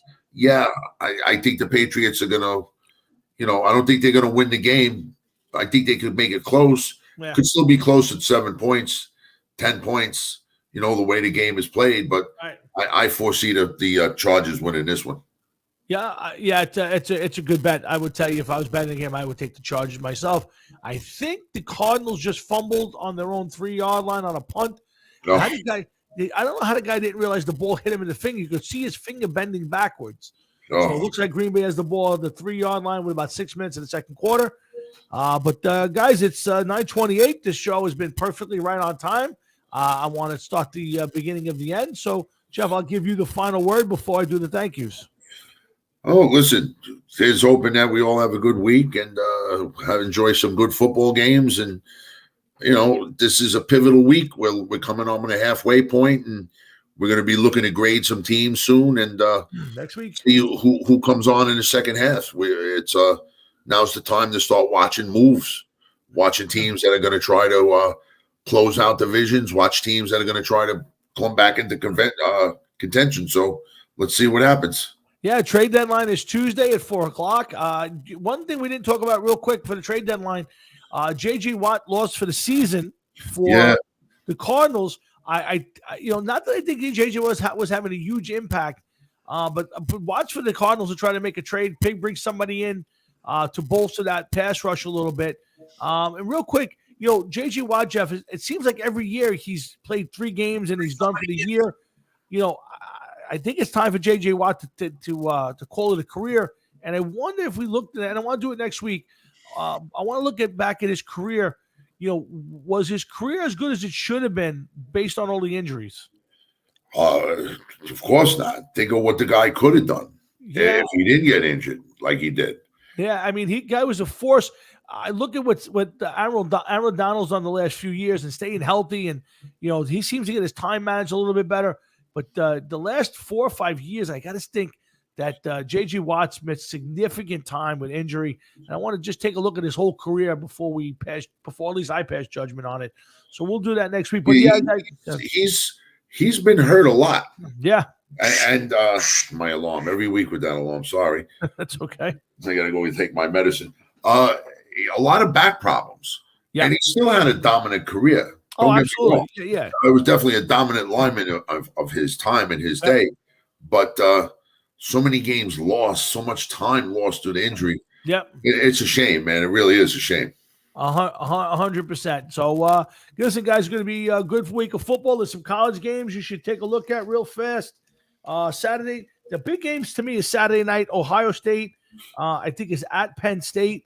That is a big game for Ohio State, and Penn State needs to win their tour for 2 losses to get back into playoff contention. And if Ohio State loses this game, it changes the whole complexion of what's going on. So it's going to be an interesting week in college football. There's some other good games.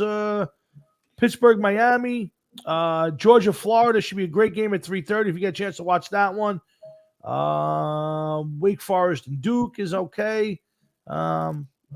Wisconsin, Iowa should be a good football game. Michigan State.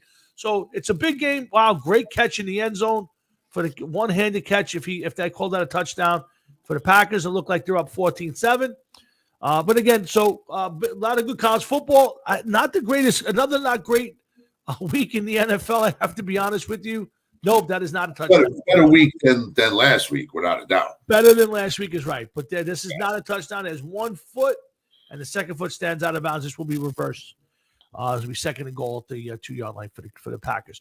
So again, I want to thank my dad for calling in. I want to thank Jeff's beautiful wife for calling in and throwing down the gauntlet as I see it. She threw down the gauntlet to say, "Boys, get off your ass and let's do something."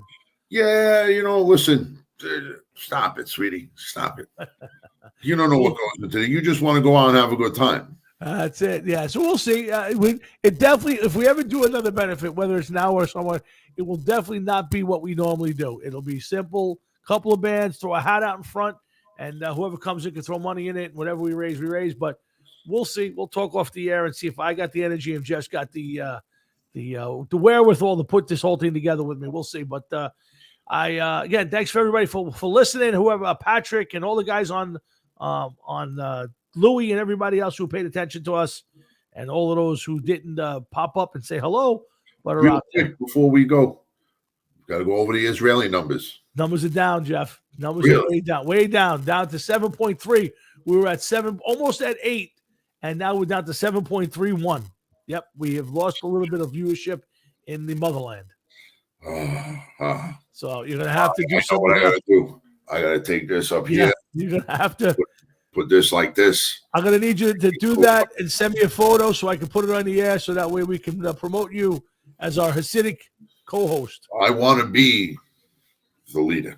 Well, people, you might have to go out there and do something for us, Jeff, because right now our numbers are dwindling out there. So. Yeah, but you know what? It would be nice to know the actual, they give me the percentage. It would be nice to know the actual number, because now that it's down a little bit, that could have been one listener. You don't know how many, it could be 4 people listening. Yeah, 100%. They don't give you that. All they tell you is the percentage of people listening. So that's all I can tell you is next week we'll go over the full numbers. We'll check to see if there's any new countries listening. But for this week, I'll just say again, thanks to my dad and Jeff's wife and everybody who paid attention to us. And again, watch a lot of football. The weather's supposed to be a little crazy, a little chillier. And again, I hope everybody enjoys their Thanksgiving, their Halloween. I'm sure a lot of people looking forward to Halloween on a Sunday. Kids running the streets. Maybe we'll be back to normal. Although Dr. Fauci says, maybe next year. So maybe next year. He's giving us hope for next year. Yeah, I don't even want to bring up Fauci and the stuff I read this week about him and what they did to some beagles and shit. I hope everybody didn't see that. You know what? We have a friend in common on Facebook who posts a lot of stuff, and I sometimes feel bad for them because they're so out there with their thinking that one thing they never realize is that this man's never going to jail. Yes. He's not going to jail. Ever. He's not. It's not happening. They're not coming into his house at 3 a.m, arrested him, taking all the records out of his house. It's not happening. I agree. He's not getting arrested. He's not going out in the yard barefoot in his underwear at 2 a.m. in the rain. Did you see the thing that the Post had it? It's been all over the place about what I guess his company, whatever you want to call it there, his branch of the government paid for in testing on beagles? Probably millions. But do you know what they did? Oh, what they did with it? Yeah. They basically had the dogs eaten alive by parasites and insects. yeah, it's one of the worst things I've ever seen, and I'd like to see that happen to Tony Fauci if it was possible. So Yeah, it would be fucking beautiful to see Yeah. Tony Fauci. But you want to know something? I want you to keep in mind one thing. Yep. Okay. The stuff that you heard about Mhm. is absolutely nothing compared to the stuff that you've never heard about. I agree, and you know what? As long as I don't hear about it, it can't make me sad. Well, it can't make me upset. No, you're right. It can make you sad and everything else. That's 100% true.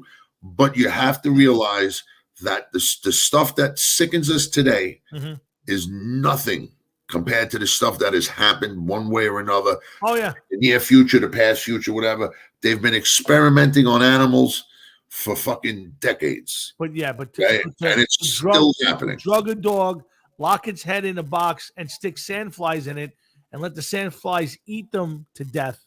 Somebody's gonna have to explain to me how that's research.